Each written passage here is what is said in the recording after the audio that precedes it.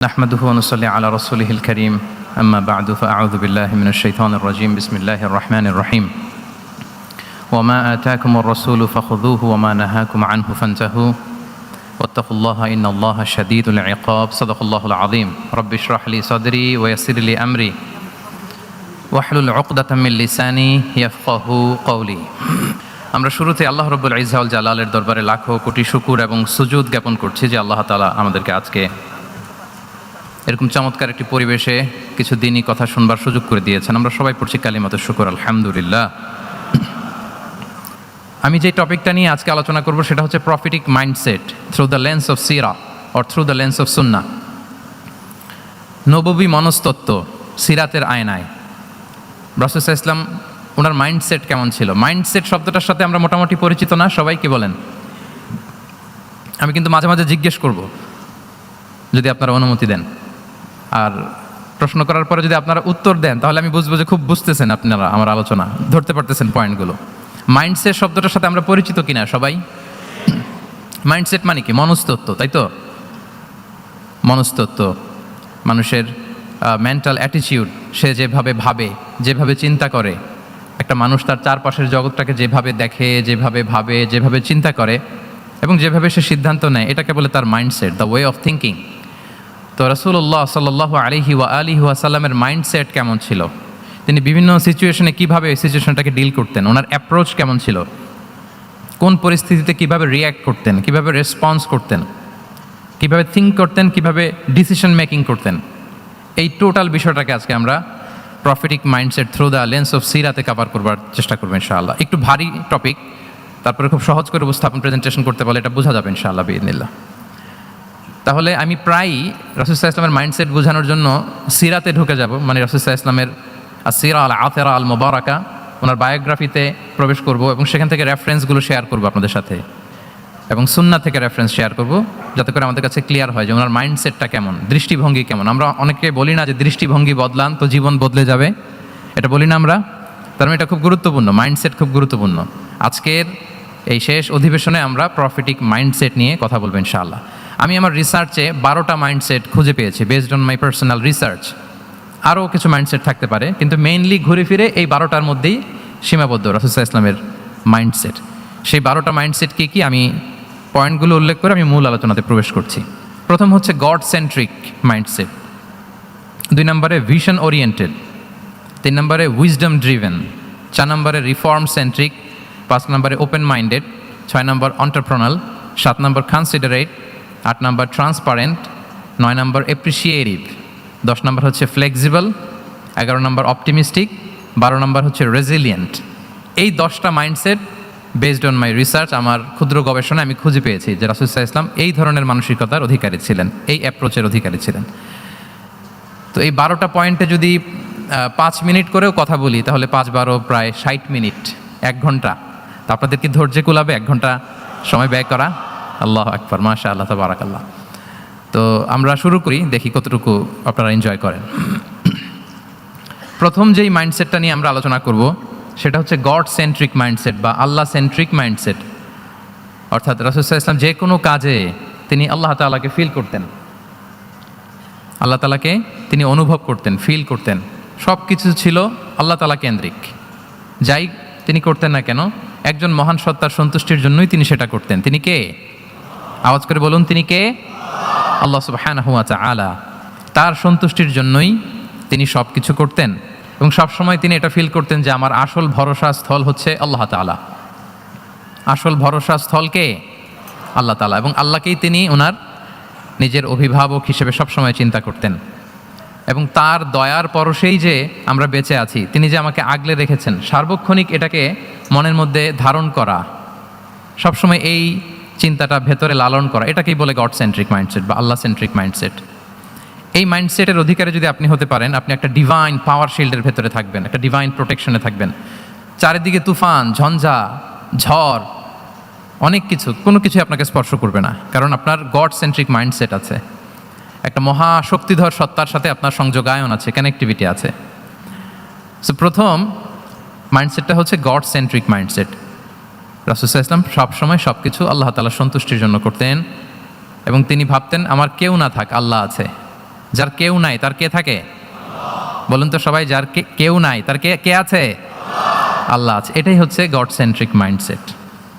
আসুন আমরা সিরাতের ভেতরে ঢুকে যাই। যেহেতু আমরা বলেছি থ্রু দ্য লেন্স অফ সিরাতের পরতে পরতে, সুন্নার পরতে পরতে আমরা দেখব যে তিনি গড সেন্ট্রিক মাইন্ডসেটের অধিকারী ছিলেন কিনা।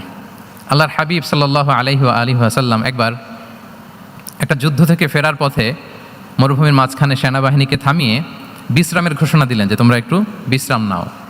তো উনি একটা গাছের নিচে বিশ্রামের জন্য গেলেন এবং সেখানে গাছের ডালে ওনার তলোয়ারটা ঝুলিয়ে রাখলেন, ঝুলিয়ে বিশ্রাম নিতে লাগলেন, ঘুমিয়ে পড়লেন। হঠাৎ এক বেদুইন এসে রাসূল সাল্লাল্লাহু আলাইহি ওয়াসাল্লামের এই কোষবদ্ধ তলোয়ারটা কোষমুক্ত করে এরকম হাতে নিল। রাসূল সাল্লাল্লাহু আলাইহি ওয়াসাল্লাম ঘুম থেকে জেগে উঠলেন। এবার বেদুইন বলতে আরম্ভ করলো, মাইয়ামনাউকা মিন্নি, এই মুহাম্মদ তোমাকে এবার কে বাঁচাবে বলো, এই তো আমার হাতে তলোয়ার, কে বাঁচাবে? সাথে সাথেই আল্লাহর হাবিব সাল্লাল্লাহু আলাইহি ওয়াসাল্লাম উনি উত্তরে বললেন আল্লাহ। উত্তরে কি বললেন? কোনো চিন্তা ভাবনা নাই যে ওরে আঘাত করা যায় কিনা পাল্টা, বা কোনোভাবে ওর কনফিডেন্স ডাউন করা যায় কিনা, এদিক সেদিক কারো সাপোর্ট চাওয়া যায় কিনা, কোনো দিকে না তাকিয়ে কি বললেন? আওয়াজ করে বলুন সবাই, কি বললেন? আল্লাহ। তাহলে এই যে this is the powerful example of god centric mindset. সবসময় তিনি আল্লাহ কেন্দ্রিক ছিলেন। সবসময় কি ছিলেন? আল্লাহ কেন্দ্রিক ছিলেন। এটাকে বলে গড সেন্ট্রিক মাইন্ডসেট। যে কোনো পরিস্থিতিতে তিনি আল্লাহ যে আমার সাথে আছেন এটা কল্পনা করতেন। এবং সুনানে আবু দাউদের একটি বর্ণনা এসেছে, রাসূল সাল্লাল্লাহু আলাইহি ওয়াসাল্লাম কানা নবী সাল্লাল্লাহু আলাইহি ওয়াসাল্লাম ইযা হাযাবাহু আমরুন সাল্লা, তাকে যখন কোনো জিনিস বিচলিত করতো তিনি জায়নামাজের মুসল্লায় দাঁড়িয়ে যেতেন, সালাতের জন্য দাঁড়িয়ে যেতেন। বিপদে পড়লেই আল্লাহর কাছে সেটা সঁপে দিতেন, শেয়ার করতেন। আমরা বর্তমানে কোনো বিপদে পড়লেই কি করি? আগে কোথায় শেয়ার করি? ফেসবুকে। বলেন, আমার জীবনে কোনো দুর্ঘটনা কিছু হইলেই আমরা কোথায় শেয়ার করি?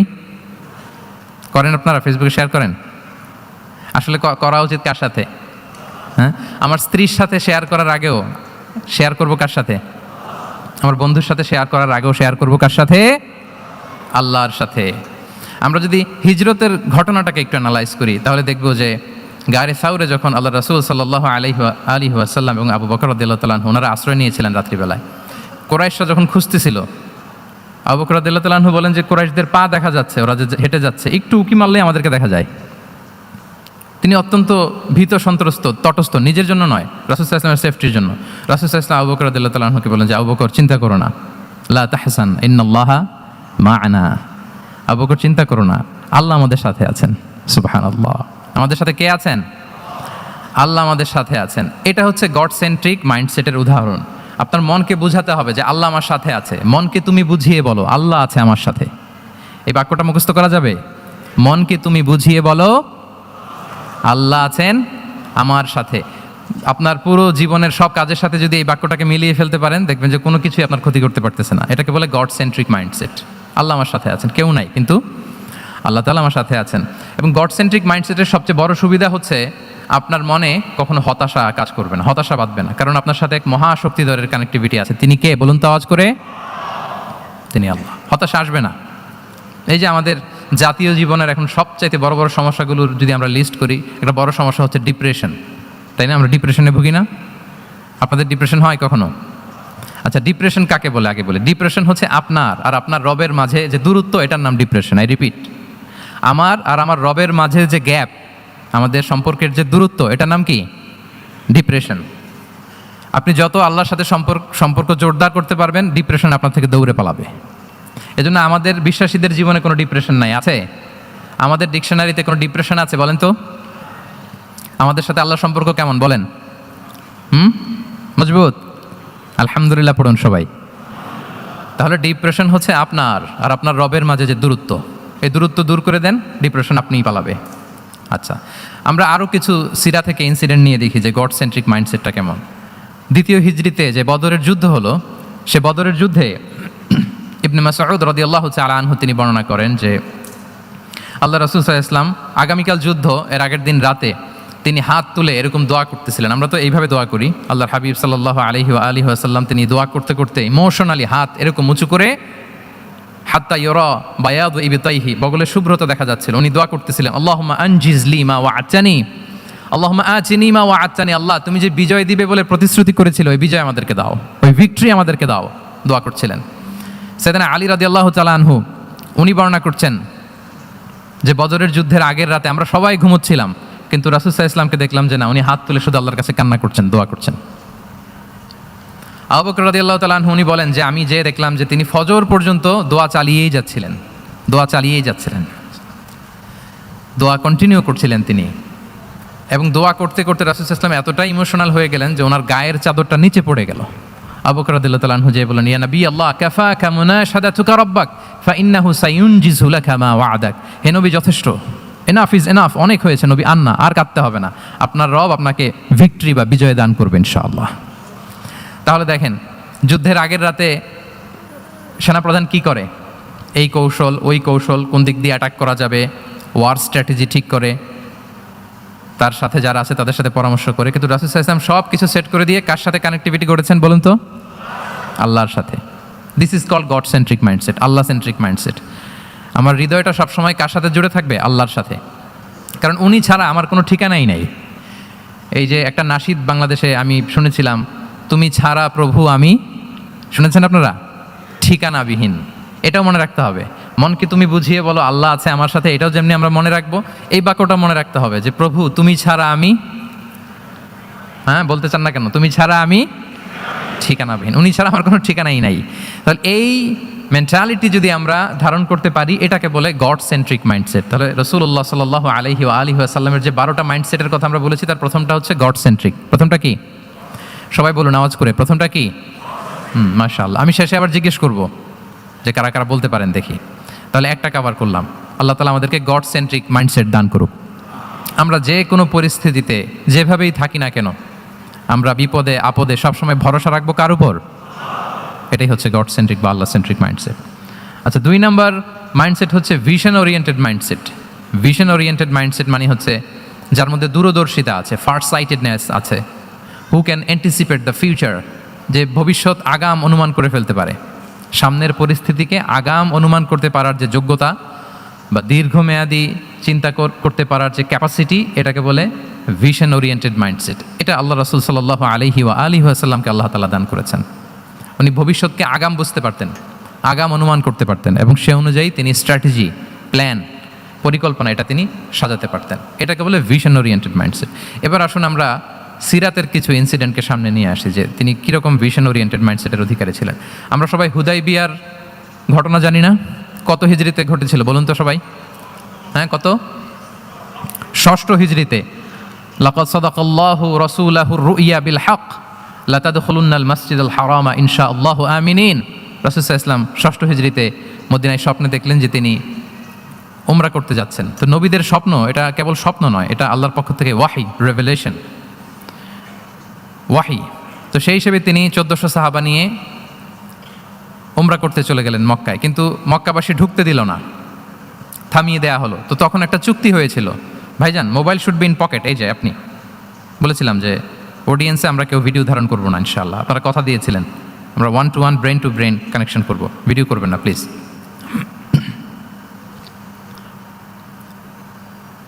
তাহলে উমরা করতে গেলেন 1400 সাহাবী। 1400 সাহাবী যখন উমরা করতে গেলেন, উমরা করতে দেয়া হলো না। তখন একটা চুক্তি করা হলো। ওই চুক্তিতে বলা হলো, রাসূল সাল্লাল্লাহু আলাইহি ওয়াসাল্লাম লিখতে বললেন যে লিখো মিন মুহাম্মদ রাসূলিল্লাহ, আল্লাহ রাসূল মুহাম্মদের পক্ষ থেকে কুরাইশদের সাথে এই চুক্তি।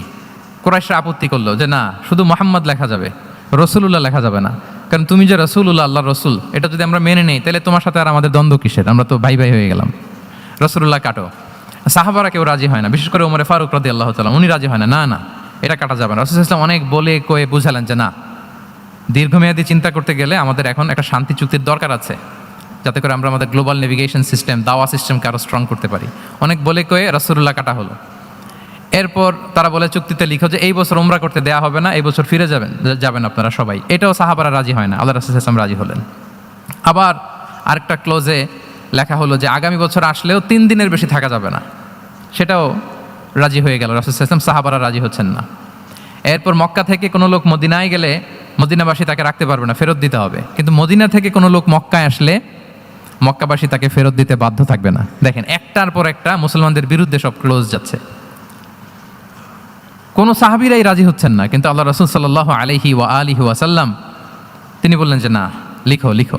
উমর ফারুক রাদিয়াল্লাহু তাআলা আনহু এতটাই রাগান্বিত হলেন, তিনি প্রশ্ন করলেন, ইয়া রাসূলুল্লাহ আলাইসা আনতা নাবিয়্যুন হক, আপনি এই যে কম্প্রোমাইজের পর কম্প্রোমাইজ করে যাচ্ছেন, আপনি কি সত্য নবী নন, সত্য রাসূল নন? আলাসনা আলা দীনিন হক, আমরা কি সত্যের উপর প্রতিষ্ঠিত নই? আলাইসাল কুরআনু কিতাবুন হক, তো সব যদি সত্য হয় আপনি কেন এগুলো মানছেন? রাসূল সাল্লাল্লাহু আলাইহি ওয়াসাল্লাম বললেন যে ওমর তুমি বাদ সেদো না, মেনে নাও। মেনে নিলেন, এবং এই মেনে নেওয়াটাকে আল্লাহ ভিক্টরি বলে ঘোষণা দিলেন, বিজয় বলে। আল্লাহু আকবার। ইন্না ফাতাহনা লাকা ফাতহাম মুবিনা। এবং হুদাইবিয়ার এই সন্ধি থেকেই বেসিকলি মক্কা বিজয় ওইদিকে ত্বরান্বিত হয়েছে গতি প্রবাহটা। কারণ রাসূল সাল্লাল্লাহু আলাইহি ওয়াসাল্লাম অনেক দূর দেখেছেন, সাহাবারাই সামনের কিছু বিষয়ে তারা খেয়াল করছেন, কিন্তু রাসূলুল্লাহ সাল্লাল্লাহু আলাইহি ওয়াসাল্লাম তিনি অনেক দূর দেখতে পাচ্ছেন। আচ্ছা বলেন, 3 তলার উপর থেকে একজন একটা ভিউ দেখতে পায়, আর 30 তলা উপর থেকে আরেকজন একটা কন্ডোমিনিয়ামের উপর থেকে একটা পানোরামিক ভিউ দেখতে পায়, দুইজনের ভিউ দেখা কি একরকম হয়? বলেন একরকম হবে? কখনোই হবে না। তাহলে 30 তলার উপর থেকে যিনি দেখবে তিনি একটা পানোরামিক ভিউ দেখবে, দ্য টোটাল সিনারিও তার কাছে ক্রিস্টাল ক্লিয়ার হবে, যেটা সাহাবা রিদওয়ানুল্লাহি তাআলা আলাইহিম আজমাইন ওনাদের কাছে ক্লিয়ার ছিল না। এবং ঠিকই এই যে এটা তো বেশি দিন স্থায়ীও হয়নি, 6ষ্ঠ হিজরি থেকে 8ম হিজরি, মাত্র 3 বছরের ব্যবধানে রাসূল সাল্লাল্লাহু আলাইহি ওয়াসাল্লাম যত রিজিওনাল সুপার পাওয়ার ছিল, ওয়ার্ল্ড সুপার পাওয়ার ছিল, পার্সিয়ান এম্পায়ার, তারপর Roman empire, Byzantine empire, Egyptian empire, সব এম্পায়ারদের কাছে চিঠি পাঠিয়েছেন, সালামুন আলা মান ইত্তাবা আল হুদা আসলিম তাসলাম। এবং ইসলামের এক্সপান্ড হয়েছে, ওনার গ্লোবাল নেভিগেশন সিস্টেম উনি চালু করেছেন। এর কারণ কি? উনি ছিলেন ভিশন ওরিয়েন্টেড মাইন্ডসেটের অধিকারী, দূরদর্শী, অনেক দূর দেখতে পেতেন, অনেক দূর তিনি দেখতে পেতেন, দীর্ঘমেয়াদী তিনি পরিকল্পনা করতে পারতেন। এটা হচ্ছে ভিশন ওরিয়েন্টেড মাইন্ডসেট যারা হয় তাদের ক্যারেক্টারিস্টিক্স বা ফিচার। আরও একটা উদাহরণ দেই, আপনারা কি বলতে পারেন যে আবিসিনিয়াতে নবুয়তি কত সালে সাহাবারা হিজরতে গিয়েছিল? বলতে পারবেন কেউ? হ্যাঁ, নবুয়তি কত সালে? 5ম সালে। হ্যাঁ, নবুয়তি 5ম বছর ওনারা আবিসিনিয়াতে, বর্তমানে যেটা ইথিওপিয়া বা ইরিত্রিয়া, সেখানে সাহাবারা হিজরতে গিয়েছিলেন। এবং আবিসিনিয়াতে এই যে হিজরতে গেল, তারা সবাই মিলে ফিরে এসেছিল মদিনায় কবে? এটা কি কেউ জানেন? যদি কেউ জানেন হাত তুলে আওয়াজ করে একটু বলতে হবে, একটু ইন্টারেক্টিভ সেশন হোক দেখি। আবিসিনিয়ায় যারা হিজরতে গিয়েছিলেন সব শেষে দল বল সহ সবাই পার্মানেন্টলি মদিনায় শিফট করেছেন কবে? জি, আল্লাহু আকবার, মাশাআল্লাহ মাশাআল্লাহ। বসুন। খায়বার বিজয়ের দিন এসেছিলেন। আবিসিনিয়াতে যারা হিজরতে গিয়েছিলেন তারা মদিনায় ব্যাগ এন্ড ব্যাগেজ সব কিছু নিয়ে খায়বার বিজয়ের সময়, মানে 7ম হিজরিতে এসেছিলেন। তো রাসূল সাল্লাল্লাহু আলাইহি ওয়াসাল্লাম যখন মক্কা থেকে মদিনায় হিজরত করলেন, সব সাহাবারা মদিনায় চলে আসছেন। মদিনায় এখন একটা ইসলামিক সোসাইটি, ইসলামিক স্টেট। বদরের যুদ্ধে মুসলমানদের বিজয়, খন্দকে বিজয়, খন্দক তো 5মে, তারপরে ওনারা কেন আসে না বলেন তো? আসেনি। 7ম হিজরিতে এসেছেন, জাফর রাদিয়াল্লাহু তাআলা আনহুর নেতৃত্বে, সাইয়েদনা আলী রাদিয়াল্লাহু তাআলা আনহুর আপন ভাই, বড় ভাই, ওনার নেতৃত্বে যখন 7ম হিজরিতে প্রায় ওখানে যাওয়ার 15 বছর পর যখন তারা সবাই ফিরলেন, রাসূল সাল্লাল্লাহু আলাইহি ওয়াসাল্লাম এত খুশি হলেন, তিনি বললেন, মা আদরি বি আইয়িহিমা আনা আফরাহ বি ফাতহি খাইবার আও বি কুদুমি জাফর। আমি কোনটাতে বেশি খুশি আজকে আমি জানি না, খায়বার বিজয়ে বেশি খুশি না আমার ভাই জাফরকে পেয়ে বেশি খুশি। আল্লাহু আকবার, এত খুশি হয়েছিলেন। তো এখন এমনি তো মনে প্রশ্ন জাগে যে রাসূল সাল্লাল্লাহু আলাইহি ওয়াসাল্লাম যখন মদিনায় চলে আসলেন, কোরআনের আয়াতগুলো নাজিল হয়, সালাত ফরজ হলো, যাকাত আসলো, সব হলো, একটার পর একটা হচ্ছে, ইসলামিক স্টেট, তো ওনারাই কেন আবিসিনিয়াতে পড়ে আছেন? প্রশ্ন জাগে না? ওই সময় একটা ক্রাইসিস মোমেন্ট ছিল, তখন ওনারা গিয়েছিল আবিসিনিয়াতে, কিন্তু আসে না কেন? ওনারা এসেছেন 7ম হিজরিতে। এর কারণ আবিসিনিয়ায় কিছু মুসলিমদেরকে রেখে দেওয়া, এটা রাসূলুল্লাহ সাল্লাল্লাহু আলাইহি ওয়াসাল্লামের প্ল্যান বি ছিল। কি ছিল? Plan B. রাসূল সাল্লাল্লাহু আলাইহি ওয়াসাল্লাম অপেক্ষা করছিলেন যে মদিনাকে প্রথমে ইন্টারনাল যত থ্রেট আছে এগুলো থেকে মুক্ত করতে হবে, এরপরে মদিনাকে যত এক্সটার্নাল থ্রেট আছে এগুলো থেকে মুক্ত করতে হবে। সব যখন মুক্ত করে উনি দেখলেন যে না, মদিনা সেফ জোন, এখন আর আলাদা একটা বেজ, একটা এক্সট্রা সেফ জোন বা এডিশনাল বেজ আমার কোথাও দরকার নাই, তখনই তিনি লোক পাঠালেন যে যাও, জাফরের নেতৃত্বে আবিসিনিয়ায় যারা হিজরত করেছে তারা সবাই মদিনায় চলে আসো। সুবহানাল্লাহি বিহামদি। তাহলে একটা প্ল্যানে কাজ করতেন না, আমরা তো এরকম করি, একটাই প্ল্যান। প্ল্যান কয়টা? এটা যদি ওয়ার্ক না করে শেষ, আমু নাই, সালাও নাই। কিন্তু রাসূলুল্লাহ সাল্লাল্লাহু আলাইহি ওয়াসাল্লামের প্ল্যান এ ছিল, প্ল্যান বি ছিল, প্ল্যান সি ছিল। প্ল্যান এ ওয়ার্ক না করলে প্ল্যান বিতে যেতেন, বি ওয়ার্ক না করলে সিতে যেতেন, এইভাবে তিনি কাজ করতেন। তাহলে এটা হচ্ছে বেসিকলি ভিশন ওরিয়েন্টেড মাইন্ডসেটের অধিকারী যারা, তারা এটা করে, যারা ফিউচারকে অ্যান্টিসিপেট করতে পারে, আগাম অনুভব করতে পারে যে কি হতে পারে সামনে। এই যে বাংলাদেশের বিভিন্ন প্ল্যান পরিকল্পনায় আমরা দেখা যায় যে এখান দিয়ে একটা ব্রিজ করে পরে ভাঙতে হয়, রাস্তা একটা তৈরির পরে ভাঙতে হয়, কোথায় এক টানেল হয়ে আছে প্রতি মাসে মাসে এখন লস হয়। তারপর 1 ঘন্টা বৃষ্টি হলে পুরো ঢাকা শহর এটা বন্যা হয়ে যায়। এগুলো হচ্ছে একাধিক প্ল্যান না থাকা, ভিশনারি অ্যাটিটিউডের অধিকারী না হওয়ার কারণে এই ঝামেলাগুলো আমাদের হচ্ছে। তো প্রফেটিক সিরার এই প্রফেটিক মাইন্ডসেট থেকে আমাদের নেয়ার বিষয় হচ্ছে এটা, যে আমাদেরকে ভিশনারি অ্যাটিটিউডের হতে হবে। রাসূল সাল্লাল্লাহু আলাইহি ওয়াসাল্লাম ভিশন ওরিয়েন্টেড মেন্টালিটির ছিলেন। আগাম আজ থেকে 50 বছর পরে বাংলাদেশে কি ক্রাইসিস হতে পারে, আজ থেকে ঠিক 100 বছর পরে বাংলাদেশে কি হতে পারে, ওই রোড ম্যাপকে সামনে রেখে আমাদেরকে প্ল্যান করতে হবে। এটাকে বলে ভিশন ওরিয়েন্টেড মাইন্ডসেটের অধিকারী হওয়া। তাহলে 12টা মাইন্ডসেটের কয়টা আমরা কভার করলাম বলেন তো? প্রথমটা কি ছিল?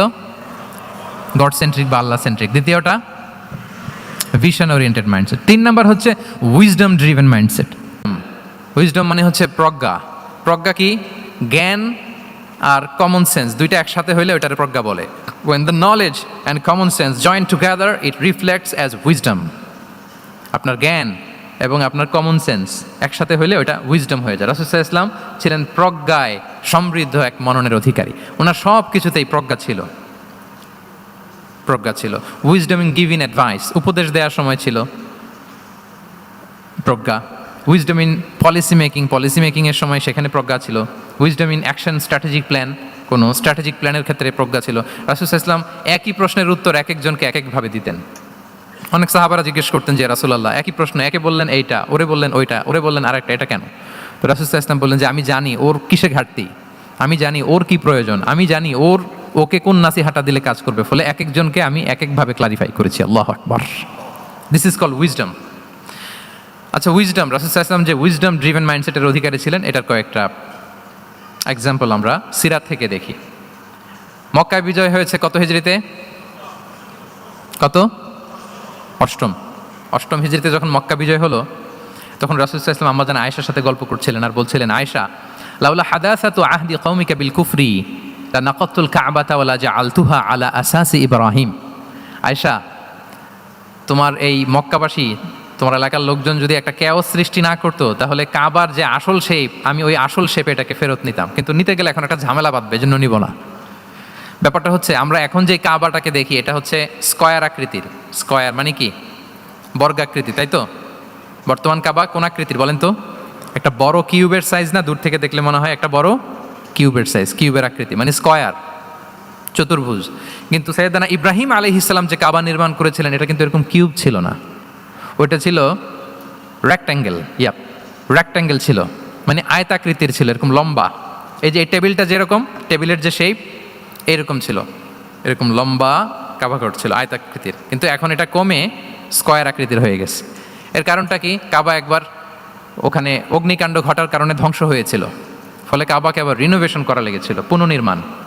তো কুরাইশরা সিদ্ধান্ত নিয়েছিল কাবা পুনর্নির্মাণে আমরা কোনো হারাম টাকা ইউজ করব না, যার কাছে যত হালাল টাকা আছে নিয়ে আসা হলো। কিন্তু হালাল টাকা যতটুকু জমা হয়েছে এটা দিয়ে পুরো কাবা নির্মাণ হয় না, অর্ধেক হয়। ফলে কাবা যে আয়তাকৃতির ছিল সেটা না হয়ে গেছে কি বলেন?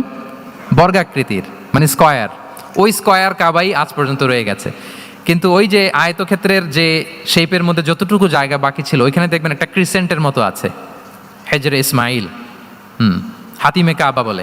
ওইটার ভিতরে নামাজ পড়া আর কাবার ভিতরে নামাজ পড়া একই হুকুম। ওইটার ভিতরে নামাজ পড়া আর কাবার ভিতরে নামাজ পড়া কি একই হুকুম। ফলে ওই হাতিমের ভেতরে ফরজ সালাত আদায় হয় না, নফল সুন্নাত পড়া যায়।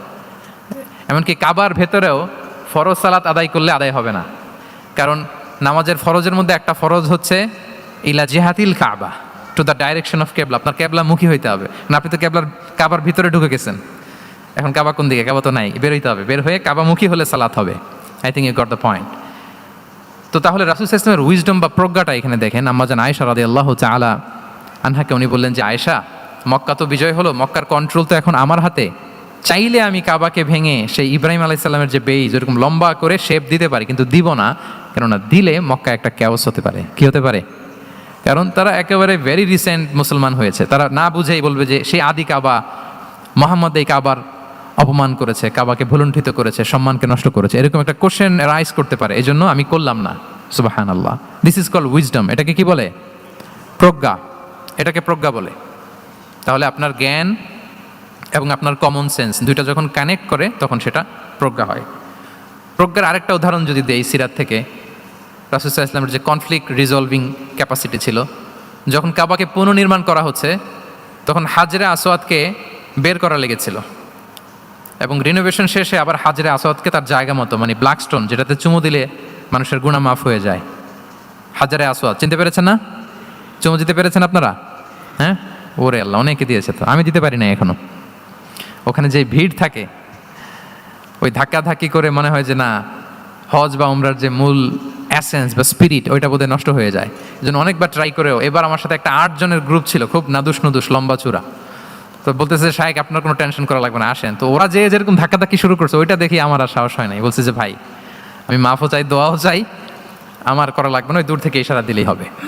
তো এটা অনেকে ভুল করে ফেলে। অনেক বোনেরা যাদের জন্য হেজাব নিকাব মেনটেন করা হচ্ছে ফার্জ, পর্দার কোনো বালাই নাই, পুরুষের সাথে ধাক্কা ধাক্কি করে তার শরীর মিশে যাচ্ছে, গা মিশে যাচ্ছে, ধাক্কা ধাক্কি করে একটা সুন্নতের জন্য ফরজকে স্যাক্রিফাইস করে ফেলতেছে। মানে ফোকাস ঠিক নাই আর কি, কোথায় যে কোনটা করতে হবে ওইটাই ভুলে গেছে। তো এই হাজরে আসাদ পাথরকে আবার জায়গা মতো রাখতে হবে। এখন কে রাখবে এই নিয়ে মারামারি মক্কায়। বড় বড় 4টা গোত্র বলে, এই গোত্র বলে আমি রাখবো, এই গোত্র বলে আমি রাখবো, আরেক গোত্র বলে রক্তের গঙ্গা বইয়ে দেবো মক্কায়, কিন্তু এই সম্মান অন্যকে নিতে দিব না, কারণ ইটস ভেরি প্রেস্টিজিয়াস ইস্যু যে আমাদের গোত্র এই ব্ল্যাক স্টোন হাজরে আসওয়াদকে নিয়ে জায়গা মতো রেখেছে, এটা কাউকে দিব না। তো সবাই যখন মারমুখী, তখন আল্লাহ রাসূল সাল্লাল্লাহু আলাইহি ওয়া আলিহি ওয়াসাল্লাম তিনি সমাধান দিলেন যে মারামারির দরকার নাই, একটা চাদর নিয়ে আসো। নিয়ে আসা হলো। 4 গোত্রের 4 লিডারকে বললেন চাদরের 4 কোণা ধরো। 4 জন 4 কোণা ধরলো। রাসূল সাল্লাল্লাহু আলাইহি ওয়াসাল্লাম তিনি পাথরটা নিয়ে মাঝখানে রাখলেন। এবার 4 নেতাকে বললো আসো, জাতীয় 4 নেতা চলে আসো, কাবার সামনে চলে আসলো। এরপরে আল্লাহ রাসূল সাল্লাল্লাহু আলাইহি ওয়াসাল্লাম ওনার মোবারক হাত দিয়ে, বরকতময় হাত দিয়ে হাজরা আসওয়াদকে নিয়ে নিজ হাতে রাখলেন। এবার সবাই হ্যাপি, কারণ অংশগ্রহণ করতে পারছে। আসলে মূল স্ট্যাটাস কিন্তু চলে গেছে রাসূলের দিকে, নাকি? ওরা তো এটা টাচও করতে পারে নাই, পারছে? ওরা চাদর ধরেই হ্যাপি, কিন্তু পাথরটা ধরেছিল কে? রাসূল সাল্লাল্লাহু আলাইহি ওয়াসাল্লাম। চাদরে রেখেছিল কে? রাসূল সাল্লাল্লাহু আলাইহি ওয়াসাল্লাম। চাদর থেকে নিয়ে আবার কাবা ঘরে সেট করেছিল কে? রাসূলুল্লাহ সাল্লাল্লাহু আলাইহি ওয়া আলিহি ওয়াসাল্লাম। এভাবে উনি কনফ্লিক্ট রিজলভ করতেন থ্রু হিজ উইজডম, ওনার প্রজ্ঞার মধ্য দিয়ে। আমরা যদি তায়েফের ঘটনা দেখি, রক্তাক্ত হয়েছেন, পাহাড়রক্ষী ফেরেশতারা এসে বলেছে রাসূলুল্লাহ জাস্ট অর্ডার করেন, আমরা কলাপস করবো এমনভাবে the entire Taif city will be collapsed, একেবারে স্ম্যাশ করে দিব, পাউডার হয়ে যাবে। রাসূল সাল্লাল্লাহু আলাইহি ওয়াসাল্লাম বললেন না, বাল আরজু আন ইউখরিজাল্লাহু মিন আসলাবিহিম মান ইয়াবুদুল্লাহ ওয়াহদাহু ওয়া লা ইউশরিকু বিহি শাইআ। তিনি বললেন না, ওদেরকে ধ্বংস করে দিও না, ওদেরকে ধ্বংস করলে লা ইলাহা পড়বে কে? সুবহানাল্লাহ। কি উইজডম ড্রিভেন ছিলেন উনি। উনি বলেন যে আমি আশা করি, প্রত্যাশা রাখি, দোয়া করি যে ওরা আমাকে প্রত্যাখ্যান করেছে, কিন্তু ওদের যে নেক্সট জেনারেশন ওরা সাক্ষী দেবে আশহাদু আল্লাহ ইলাহা ইল্লাল্লাহ ওয়া আশহাদু আন্না মুহাম্মাদার রাসূলুল্লাহ। এবং তাই হয়েছে। এখন তায়েফে যান, 4 দিক থেকে আল্লাহু আকবার ধ্বনিতে মুখরিত তায়েফ, এবং এত চমৎকার শহর, এটা একটা ট্যুরিস্ট ডেস্টিনেশন হয়ে গেছে। সৌদি আরবিয়াতে যারা যায়, তায়েফ না গেলে লোকদের ভালো লাগে না। ঠান্ডা, সবুজ শ্যামল, রেইনফল হয়, ফলমূল পাওয়া যায়। আব্দুল্লাহ ইবনে আব্বাস রাদিয়াল্লাহু তাআলা আনহুর স্মৃতিধন্য মসজিদ আছে, অনেকগুলো ইউনিভার্সিটি আছে, ইসলামিক ইনস্টিটিউশন আছে। এই যে নয়নাভিরাম তায়েফ, এটা রাসূল সাল্লাল্লাহু আলাইহি ওয়াসাল্লামের উইজডমের ফসল, ঠিক কিনা বলেন? ওই দিন যদি রাগের চোটে বলতো যে হ্যাঁ দাও, স্ম্যাশ করে দাও, তাইলে এই যে যারা শাহাদা পড়েছে, মুসলিম হয়েছে, এটা কিন্তু হতো না। তাহলে এটা হচ্ছে রাসূল সাল্লাল্লাহু আলাইহি ওয়াসাল্লামের প্রজ্ঞার একটা উদাহরণ। আর একটা উদাহরণে যাই। রাসূল সাল্লাল্লাহু আলাইহি ওয়াসাল্লাম যখন আকাবার দ্বিতীয় শপথ করে ফেললেন ইয়াসরিববাসীর সাথে, তখনও মদিনা হয়নি। তো তখন মদিনাবাসী বলল যে রাসূলুল্লাহ আপনি তো এখনো হিজরত করবেন না, তো আমাদেরকে কোরআন শিখাবে কে, সালাত শিখাবে কে? আপনি একজন দায়ী পাঠান, আমাদের সাথে একজন টিচার দেন। রাসূল সাল্লাল্লাহু আলাইহি ওয়াসাল্লাম তখনও মদিনাতে হিজরতে যাননি, আমাদের সাথে একজন দায়ী পাঠাবেন। তো রাসূল সাল্লাল্লাহু আলাইহি ওয়াসাল্লাম একজনকে দায়ী হিসেবে পাঠিয়েছিলেন। বলেন ওই দায়ীর নাম কি? কি নাম? মুসআব ইবনে উমাইর রাদিয়াল্লাহু তাআলা আনহু, যিনি উহুদের যুদ্ধে শহীদ হয়েছিলেন, ওনাকে পাঠিয়েছিলেন। দেখেন, উনি আবু বকর রাদিয়াল্লাহু তাআলা আনহুকে পাঠান নাই, পাঠিয়েছেন ওমর ফারুককে, ওসমান রাদিয়াল্লাহু তাআলা আনহু, আলী রাদিয়াল্লাহু তাআলা আনহু, কাউকে পাঠাইছেন? কারে পাঠালেন?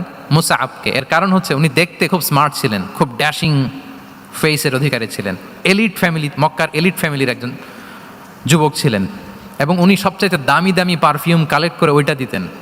উনি মক্কার কোনো রাস্তা দিয়ে হেঁটে গেলে লোকজন বুঝতো এই রাস্তা দিয়ে কিছুক্ষণ আগে হেঁটে গিয়েছে মুসআব ইবনে উমাইর। সুবহানাল্লাহ। আমরা বাংলায় বলি না যে আগে দর্শনদারি পরে গুণবিচারী?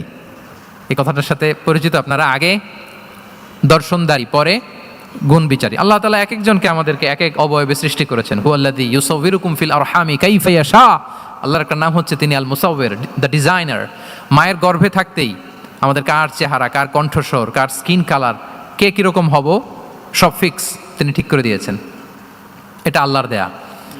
কিন্তু রাসূল সাল্লাল্লাহু আলাইহি ওয়াসাল্লামের উইজডমের ব্যাপার হচ্ছে তিনি আবু বকর রাদিয়াল্লাহু তাআলা আনহু, ওমর রাদিয়াল্লাহু তাআলা আনহু, ওসমান আলী কাউকে চুজ না করে কাকে পাঠালেন? মুসআব ইবনে উমাইরকে। যে তাকে দেখলেই সবাই আগে পাগল হয়ে যায়, মানে ইমপ্রেস হয়ে যায়। হ্যাঁ, ফার্স্ট ইমপ্রেশনটা তার খুব ভালো, খুব ভালো। উনি মুসআব ইবনে উমাইরকে পাঠালেন এবং যেই প্ল্যান সেই কাজ। উনি যে পুরো মদিনা কাঁপায় ফেলছেন মাশাআল্লাহ। মদিনার ঘরে ঘরে উনি ইসলামের বার্তা পৌঁছে দিয়েছেন এবং স্বয়ং রাসূলুল্লাহ সাল্লাল্লাহু আলাইহি ওয়াসাল্লামের আগে তিনি মদিনাতে জুমার নামাজ পড়েছিলেন।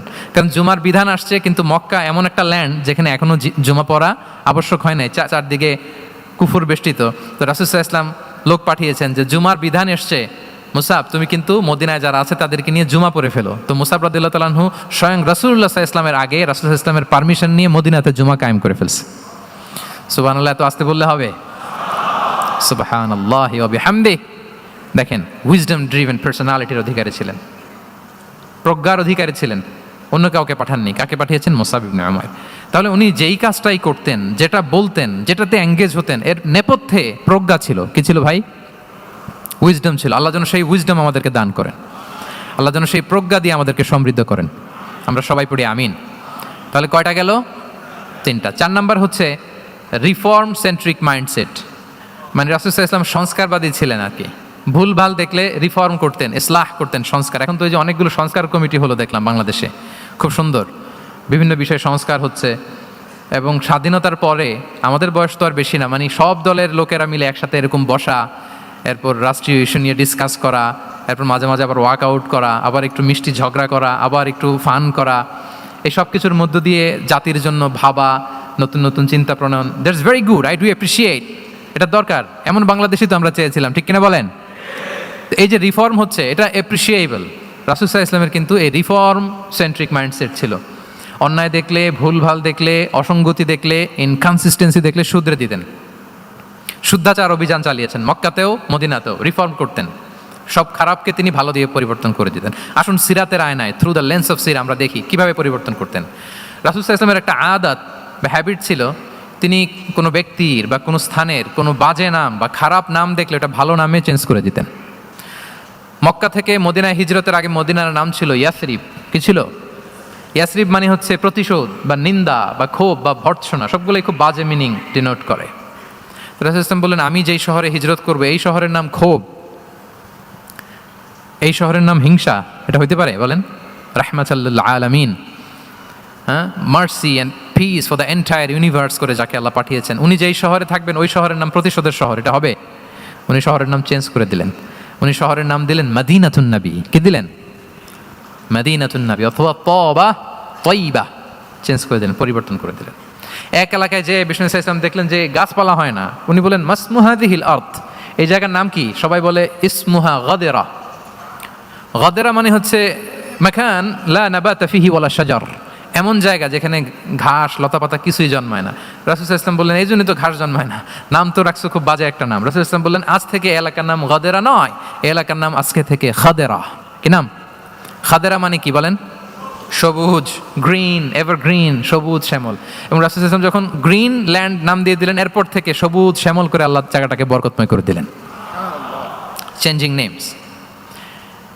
এক সুন্দরী নারীকে বললেন মাসমুকি, কি নাম? বলে আসিয়া। আসিয়া মানে অবাধ্য। রাসূল সাল্লাল্লাহু আলাইহি ওয়াসাল্লাম বললেন, তুমি এত সুন্দরী, you are a beautiful lady, আর কি বাজে একটা নাম রেখেছো আসিয়া। তুমি আসিয়া কেন হবে? আজকে থেকে তোমার নাম জামিলা, মানে তুমি সুন্দরী, রূপবতী। সুবহানাল্লাহ, সুন্দর একটা নাম দিয়ে দিলেন। এক সাহাবীর নাম ছিল হাজান। হাজান মানে রাফ এন্ড টাফ, রুক্ষ। রাসূল সাল্লাল্লাহু আলাইহি ওয়াসাল্লাম বললেন, না হাজান না, তোমার নাম আজকে থেকে সাহাল। কি নাম? সাহাল। সাহাল মানে সহজ। উনি বলেন, যেদিন থেকে সাহাল রাখছি এর আগ পর্যন্ত নাকি ওনার অসুস্থতা, রোগ বালাই একটার পর একটা লেগেই থাকতো। যেদিন থেকে সাহাল, ওই দিন থেকে উনি বলেন যে আল্লাহ তাআলা নবীর এই নাম চেঞ্জ করে দেওয়ার বারাকায় আমার পুরো জীবনের সব কাজকে আল্লাহ তাআলা সহজ করে দিয়েছেন। তাহলে রিফর্ম সেন্ট্রিক মাইন্ডসেট। আমরাও খারাপ কিছু দেখলে ভালো দিয়ে পরিবর্তন করব, কি বলেন? ইনশাআল্লাহ বলেন সবাই। আচ্ছা, এটা তো নাম চেঞ্জ করে দেয়া। এবার সোশ্যাল রিফর্ম তিনি কি কি করেছেন আমরা একটু দেখি। তিনি যখন যুবক, মক্কায় এক ইয়ামানি লোক ব্যবসা করতে এসে তার প্রোডাক্ট বিক্রি করার পরে আস ইবনে ওয়াইল নামে এক লোকের কাছে বিক্রি করার পরে যখন দাম চাইতে গেল, আস বলে, আর বেটা আমরা মক্কার সন্তান, আমরা দাম দিব না। তো সে ভাবলো হয়তো আমার সাথে ঠাট্টা করেছে, হজের মৌসুম যাক, বেচাকেনা শেষ করে যাওয়ার পথে দামটা নিয়ে যাব। সে ফেরার দিন আবার গেল যে আমার তো জিনিসের দামটা আপনি দিলেন না। সে বলে, আমরা এই ভূখণ্ডের মালিক, আমরা দাম দেই না, এটা তো বড় জুলুম। সে কান্নাকাটি শুরু করলো। তার এই কান্নাকাটি দেখে আল্লাহ রাসূল সাল্লাল্লাহু আলাইহি ওয়াসাল্লাম, ওনার চাচা জুবাইর ইবনে আব্দুল মুত্তালিব সহ ইয়াং স্টার যারা আছে, দ্য ইয়ুথ অব মক্কা, তাদের সবাইকে নিয়ে একটা সোসাইটি করলেন। এই যে আমরা হালাফুল ফুদুলের নাম শুনি না, যেটা বাংলায় আমরা কি বলি, হিলফুল ফুজুল, এই নামে তো অনেক সংগঠন আছে বাংলাদেশে, কি বলেন? যুবকরা কোনো সংগঠন করলে কমনলি এই নামটা পছন্দ করে, হিলফুল ফুজুল। আসলে এটার মূল নাম ছিল হালাফুল মুত্তাইয়িবিন। তিব মানে হচ্ছে রং। রাসূল সাল্লাল্লাহু আলাইহি ওয়াসাল্লাম সবাই মিলে, তখন জাহিলি যুগে একটা কালচার ছিল, বালতি ভর্তি রঙের ভেতরে হাত ঢুকিয়ে দিত, দিয়ে এই রং সমেত হাতটা তারা পাথরের মধ্যে লাগাতো, সবার হাত ওইখানে দিত, মানে আমরা হাতে হাত রেখে কমিটেড, আমরা ঐক্যবদ্ধ হলাম। সেখান থেকে হয়েছে হালাফুল মুত্তাইয়িবিন থেকে হালাফুল ফুদুল। ওনারা বলল যে না, আমরা সবাই থাকবো মা আল মাজলুমি দিদ্দা যালিম, আমরা মজলুমের পক্ষে থাকবো, জালিমের বিপক্ষে থাকবো। এবং যেই প্রতিজ্ঞা ওই কাজ, সবাই মিলে আস ইবনে ওয়াইলকে ধরলো, তার কাছ থেকে টাকা আদায় করে ওই ইয়ামানি ব্যবসায়ীর কাছে পৌঁছে দিয়ে তিনি মাজলুমকে সহায়তা করেছেন। সুবহানাল্লাহ। এবং এই টেন্ডেন্সি, এই জুলুম, চাঁদাবাজি যেগুলো ছিল মক্কার জমিনে, রাসূল সাল্লাল্লাহু আলাইহি ওয়াসাল্লাম এই সোশ্যাল রিফর্মের মাধ্যমে এটাকে সংস্কার করেছেন। তাহলে এই যে রিফর্ম সেন্ট্রিক আমাদের হইতে হবে। আমাদের সমাজেও এখন চাঁদাবাজি আছে না নাই বলেন? খুন খারাপি আছে না নাই? সামাজিক অনাচার? তাহলে ঐক্যবদ্ধ হইতে হবে আমাদেরকে রিফর্মের জন্য। যুবক যারা আমরা আছি, যাদেরকে আল্লাহ আমাদের বলার সুযোগ দিয়েছে, লেখার সুযোগ দিয়েছে, ফিল্ডে কাজের সুযোগ দিয়েছে, আমরা সবসময় মাজলুমের পক্ষে থাকবো, আমরা সবসময় জালেমের বিপক্ষে থাকবো। আমাদের নীরবতা আর আমাদের নিশ্চুপ থাকাই জালিমদেরকে আরো বড় বড় জালিম বানিয়েছে। এজন্য নাহনু মাআল মাজলুম দিদ্দা যালিম, এটা হচ্ছে আমাদের স্লোগান। আমরা কাদের সাথে? মজলুমের সাথে। আওয়াজ করে বলেন, কার সাথে? ইত্তাকু দাওয়াতাল মাজলুম। রাসূল সাল্লাল্লাহু আলাইহি ওয়াসাল্লাম বলেন, তোমরা মাজলুমের কান্নাকে ভয় করো, কেননা মাজলুমের কান্না আর আল্লাহর মাঝে কোনো ফারাক থাকে না, কোনো পর্দা থাকে না, বদদোয়া করলেই কবুল হয়ে যায়। তাহলে এভাবে রাসূলুল্লাহ সাল্লাল্লাহু আলাইহি ওয়া আলিহি ওয়াসাল্লাম তিনি সোশ্যাল রিফর্ম করেছেন। আমরা যদি ওনার পলিটিক্যাল রিফর্মের দিকে তাকাই, তাহলে দেখব যে আমরা যদি কনস্টিটিউশন অফ মদিনার কথা বলি, মদিনার কনস্টিটিউশন, এটা কিন্তু রাসূল সাল্লাল্লাহু আলাইহি ওয়াসাল্লাম করেছেন। মদিনা চার্টার, এত চমৎকার চার্টার পৃথিবী আর দেখেনি। ওইটা থেকেই এখন সব গোটা বিশ্বের সংবিধান। এই যে আমাদের সংবিধান সংস্কার কমিশন আছে না একটা, নিশ্চয়ই তারা ওইটা থেকে অনেক বেনিফিটেড হতে পারবেন। আমাদের যে মদিনা চার্টার, রাসূল সাল্লাল্লাহু আলাইহি ওয়াসাল্লাম নিজে করা, এবং এটা একটা ইনক্লুসিভ চার্টার ছিল। মুসলিম, পেগানস, জুইশ, সব ধর্মের মানুষকে নিয়ে তিনি মদিনাতে ওয়ান উম্মা ঘোষণা দিয়েছিলেন। One Umma, we are one উম্মা। হোক তুমি পেগান মুশরিক, হোক তুমি জুইশ মানে ইহুদি, হোক তুমি মুসলিম, তুমি যেই ধর্মের হও না কেন, মদিনাকে রক্ষা করতে যে আমরা সবাই মিলে উম্মা ওয়াহেদা, আমরা সবাই মিলে কি উম্মা ওয়াহেদা। পৃথিবীর অনেক দেশ এই আইডিওলজিকে ধারণ করে হু হু করে এগিয়ে গিয়েছে। মালয়েশিয়াতে 3টা রেস, আমি তো প্রায় এক যুগ ওখানে, আমার 2টা ডিগ্রি ওখান থেকে, মাস্টার্স পিএইচডি। সো আমি কাছ থেকে তাদেরকে দেখার সুযোগ পেয়েছি। ওখানে মালয়েরা আছে, তামিলরা আছে, চাইনিজরা আছে, 3 জাতি মিলে ওদের স্লোগান হচ্ছে সাতু মালয়েশিয়া। মালয় ভাষায় সাতু মানে হচ্ছে ওয়ান, মালয় ভাষায় সাতু মানে কি ওয়ান। সাতু মালয়েশিয়া মানে আমরা হতে পারি চাইনিজ, হতে পারি তামিল, কিংবা হতে পারি মালয় ভূমিপুত্রা, কিন্তু সবাই মিলে দেশের স্বার্থে আমরা সবাই কি এক। এটাই লাগবে আমাদের নতুন বাংলাদেশে। জুলাই আপরাইজিংয়ের পরে আমাদের এই ঐক্যবদ্ধ থাকার বাংলাদেশ আমরা চাই কি চাই না বলেন? সাম্রাজ্যবাদকে রুখে দিতে, যে কোনো ষড়যন্ত্রকে রুখে দিতে ঐক্যবদ্ধ থাকার কোনো বিকল্প নাই, ঠিক কিনা বলেন? ঐক্যবদ্ধ থাকতে হবে আমাদেরকে, যেটা রাসূলুল্লাহ সাল্লাল্লাহু আলাইহি ওয়া আলিহি ওয়াসাল্লাম মদিনা চার্টারে আমাদেরকে শিখিয়েছেন যে আমরা ওয়ান উম্মা। তাহলে খারাপ নাম দেখলে চেঞ্জ করতেন, সমাজে খারাপ কিছু দেখলে সংঘবদ্ধ হয়ে তার বিরুদ্ধে দাঁড়াতেন। পলিটিক্যাল রিফর্ম করেছেন ওয়ান উম্মা গঠনের মধ্য দিয়ে। ফিনান্সিয়াল রিফর্ম যদি বলি, শুধু financial reforms by prophet Muhammad peace be upon him, এটা নিয়ে লম্বা কথা বলা যেতে পারে। শুধু একটা উদাহরণ দিয়ে শেষ করি। বিদায় হজের ভাষণে উনি সুদকে চিরতরে কবরস্থ করেছেন, সুদকে চিরতরে কবরস্থ করেছেন, এবং এটা অন্যের জন্য না, নিজের ঘর দিয়ে শুরু করেছেন। উনি বলেছেন যে এই হানাহানি, রক্তপাত এটা বন্ধ, আমার গোত্রের একটা এরকম রক্তের দাবি আছে, এটা আমি শেষ ঘোষণা করলাম। এরপর বললেন যে সুদ কবর দিলাম, অন্য জায়গা থেকে না, আমার পরিবার থেকে। রাসূল ইসলামের চাচা স্বয়ং আব্বাস রাদিয়াল্লাহু তাআলা আনহুর অনেক সুদের ট্রানজ্যাকশন ছিল, ইন্টারেস্ট, সুদের ব্যবসা ছিল। রাসূল ইসলাম বলেন আজকে থেকে এই সুদ আমি চিরতরে মাটির নিচে কবর দিয়ে দিলাম। আল্লাহু আকবার। দেখেন সোশ্যাল রিফর্ম। তাহলে পরিবর্তন করতে হলে আগে নিজের ঘর থেকে, আগে কোত্থেকে, নাকি ওই ফ্যামিলি থেকে? হ্যাঁ, আমাদের মধ্যে যেটা হয়, আমরা ওয়াজ নসিহত বা ভালো কথা শুনলেই এটাকে ধরে নিই যে এটা ওর জন্য, ওর জন্য, মানে প্রত্যেকটা ওয়াজই যে আমার জন্য হইতে পারে, প্রত্যেকটা নসিহাতের যে প্রাইম অডিয়েন্স আমি হইতে পারি, এইটা আমাদের মাথায় কেন যেন আসে না। আমরা কোনো ভালো নসিহত শুনলে আমরা ভাবি এটা আসলে সমাজে দরকার, ওর দরকার, আমার ভাইয়ের দরকার, কিন্তু এটা যে আমার দরকার, প্রতিটা নসিহাতের প্রথম অডিয়েন্স হওয়া দরকার কে? আমি নিজে। তাহলে পরিবর্তন শুরু করতে হবে নিজ থেকে। ওর এই সমস্যা, ওর এই সমস্যা, ওর এটা, আরে মিয়া তোমার কি সমস্যা ওইটা বলো। শুধু ওর ওর না দেখে নিজেরটাও দেখতে হবে। দেখেন, অন্যের দিকে এক আঙ্গুল দেখালে নিজের দিকে কয় আঙ্গুল যায় বলেন তো? এই যে নিজের দিকে কিন্তু 3টা। আমি যদি এরকম করি তা আমার দিকে আসে 3টা। এজন্য নিজ থেকে, নিজের ফ্যামিলি থেকে আমরা সংস্কার শুরু করব। কি বলেন? ওমরে ফারুক রাদিয়াল্লাহু তাআলা আনহু যখন ফ্যামিলি মিটিংয়ে বসতেন, উনি ওনার সন্তানদেরকে বলতেন, শোনো, তোমরা খলিফাতুল মুসলিমিন, আমিরুল মুমিনিনের সন্তান, তোমাদের কোনো বাজে কাজ যদি সমাজে আসে, তোমাদের কোনো অন্যায় যদি আমার কানে আসে, অন্যের জন্য যা শাস্তি তোমাদের জন্য হবে ডবল শাস্তি। ওমরে ফারুক সন্তানদেরকে বলতেন, তোমরা যদি কোনো ভুল করো, একটা যদি হদ কায়েম করা লাগে এমন অন্যায় যদি করো, একটা হচ্ছে আল্লাহর দেয়া হদ, আর একটা হবে আমি উমরের দেয়া হদ। কারণ আমার মতো খলিফাতুল মুসলিমিনের সন্তান হয়ে পাপ তুমি কেন করলে? দেখেন অন্যের বাচ্চা কি করছে, অন্যের, আমাদের তো ওই মেয়েটার সমস্যা, ওনার ছেলের সমস্যা, এগুলো আমার ছেলের যে কি অবস্থা, আমার পরিবারের যে কি হালাত, আমার স্ত্রীর যে কি দশা, ওইটা নিয়ে আমরা ভ্রুক্ষেপ করি না বা চিন্তা করি না। তাহলে সম্মানিত সুধীমণ্ডলী, আমরা পরিবর্তন শুরু করবো কোত্থেকে? অন্যের বাড়িঘর থেকে নাকি? হ্যাঁ, কোত্থেকে? নিজ থেকে। আল্লাহ তাআলা আমাদেরকে তৌফিক দান করুক। তাহলে কয়টা গেল? 4টা। এখন আপনারা তো ক্লান্ত হয়ে গেছেন মনে হচ্ছে, সময়ও অনেক হয়ে গেছে। আরো কয়েকটা পয়েন্ট বলা যাবে নাকি? হ্যাঁ, মোট কয়টা ছিল পয়েন্ট? সবগুলো শুনবেন? আচ্ছা, 5 নম্বরে হচ্ছে ওপেন মাইন্ডেড। আমার প্রিয় নবী বলেন, ওপেন মাইন্ডেড ছিলেন না ন্যারো মাইন্ডেড? সবাই বলবেন, গ্যালারির সবাই আওয়াজ করে, তিনি ওপেন মাইন্ডেড না ন্যারো মাইন্ডেড ছিলেন? রাসূলুল্লাহ সাল্লাল্লাহু আলাইহি ওয়াসাল্লাম ওপেন মাইন্ডেড ছিলেন। যে কেউ ওনাকে অ্যাপ্রোচ করতেন পারতেন easily, he was very approachable. ছোট বড় আবাল বৃদ্ধ বনিতা ওনার সাথে কথা বলতে স্বাচ্ছন্দ্য বোধ করতো, ভয় পেত না। এই জন্য সিরাতের পরতে পরতে দেখবেন, এক শিশু এসে প্রশ্ন করে, নারী এসে প্রশ্ন করে, বৃদ্ধ এসে প্রশ্ন করে, বন্ধু এসে প্রশ্ন করে, শত্রু এসে কনভারসেশন করে, সবাই এসে ওনার সাথে কথা বলতে পারতো। সুবহানাল্লাহ। এবং এগুলো উনি অ্যাকোমোডেট করতে পারতেন। কি করতে পারতেন? অ্যাকোমোডেট করতেন। ছোট্ট একটা উদাহরণ দেই, আসির আল হালাবিয়া থেকে নেয়া একটা বিখ্যাত সিরাতের গ্রন্থ। বদরের যুদ্ধে রাসূল সাল্লাল্লাহু আলাইহি ওয়াসাল্লাম বদরের মাঠে সেনা ক্যাম্প স্থাপন করলেন। কি ক্যাম্প? সেনা ক্যাম্প স্থাপন করলেন। আল হুবাব ইবনুল মুনজির রাদিয়াল্লাহু তাআলা আনহু এক সাহাবী, উনি বললেন, ইয়া রাসূলুল্লাহ, এই যে সেনা শিবির যে এখানে স্থাপন করলেন, এটা কি আপনার নিজের ইচ্ছায় না আল্লাহর আদেশে? দেখেন, সেনাপতিরে কোনো সাধারণ সৈনিক এই প্রশ্ন করতে পারে? করলে চাকরি থাকবে? কিন্তু রাসূল সাল্লাল্লাহু আলাইহি ওয়াসাল্লামের কাছে সাহস নিয়ে আল হুবাব ইবনুল মুনজির বলে, ইয়া রাসূলুল্লাহ, এই যে সেনা শিবির স্থাপন করলেন, এটা কি আপনার ইচ্ছায় নাকি এটা ওয়াহি? রাসূল সাল্লাল্লাহু আলাইহি ওয়াসাল্লাম বললেন, না, এটা ওয়াহি না, এটা ওয়াহি না, বাল হুয়া রায়ু ওয়াল হারবু ওয়াল মাকিদা, না, এটা যুদ্ধের কৌশল হিসেবে আমি করেছি। আল হুবাব ইবনুল মুনজির বললেন, ইয়া রাসূলুল্লাহ, তাহলে সঠিক জায়গায় সেনা ক্যাম্প স্থাপন হয় নাই। রাসূলের দিকে তাকিয়ে বলতেছেন যে আপনি যেখানে করছেন ওখানে ঠিক হয় নাই ইয়া রাসূলুল্লাহ, আপনি অভয় দিলে আমি বলতে পারি কোথায় ঠিক হবে।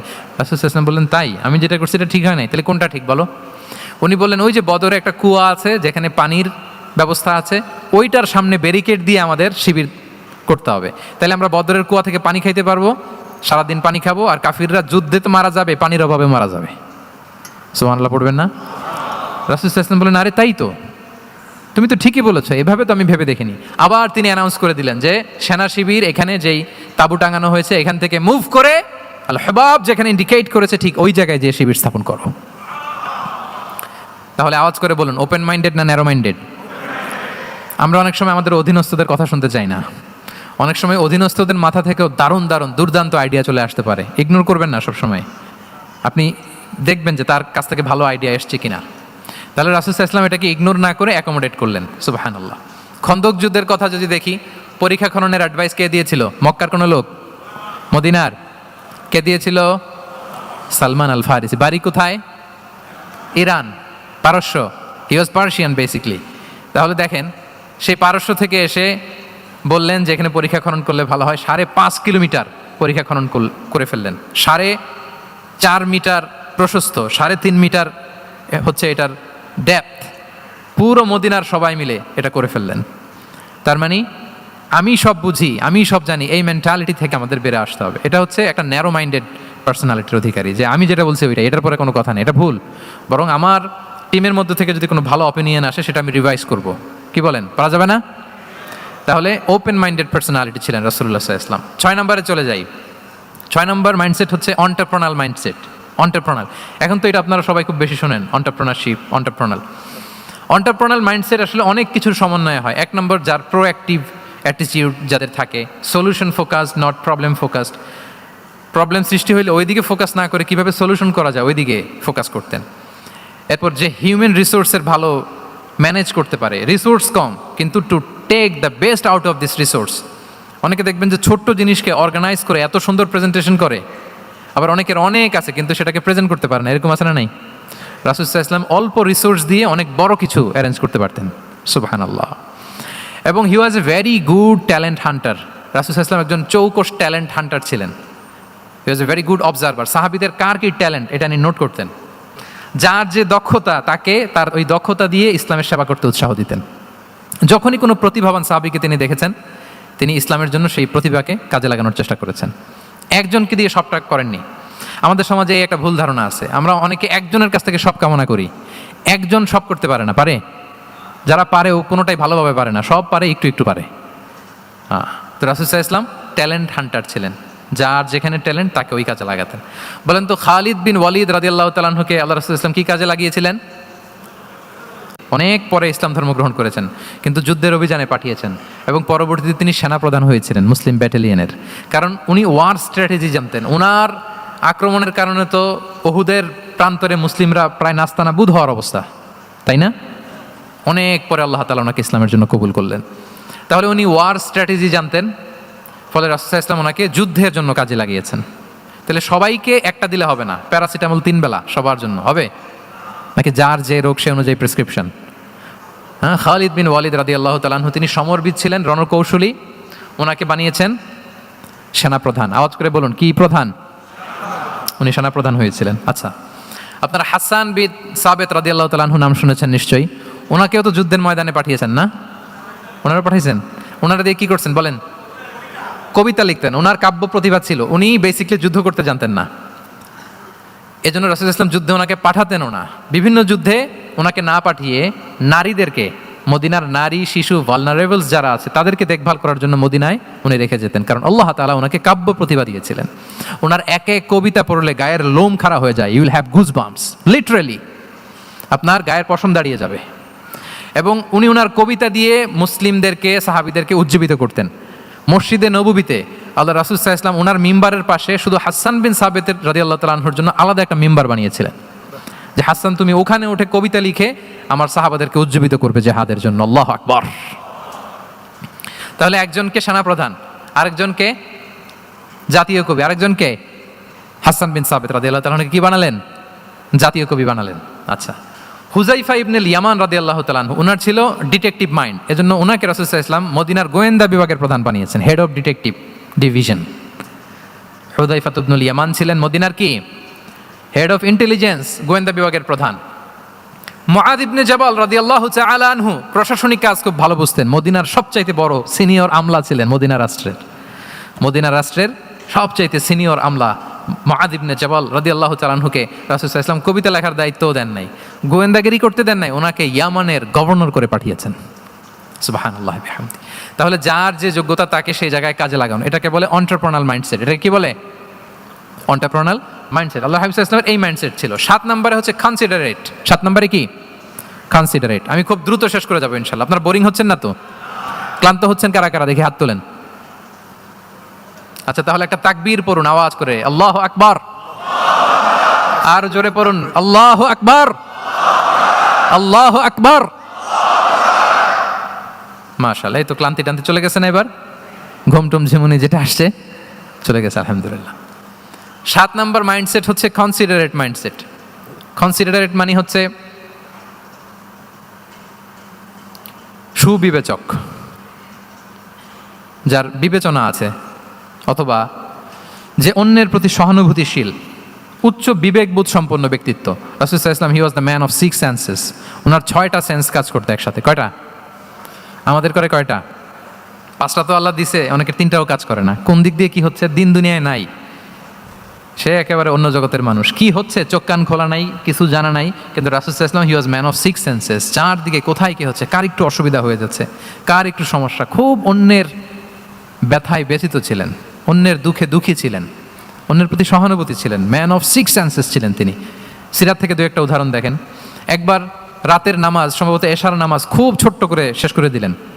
তো সাহাবারা জিজ্ঞেস করলেন, ইয়া রাসূলুল্লাহ, নামাজ তো এত তাড়াহুড়ো করতে আপনাকে কখনো দেখিনি। তিনি বললেন, আমি নামাজের মাঝখানে এক ছোট্ট বাচ্চার কান্না শুনেছি।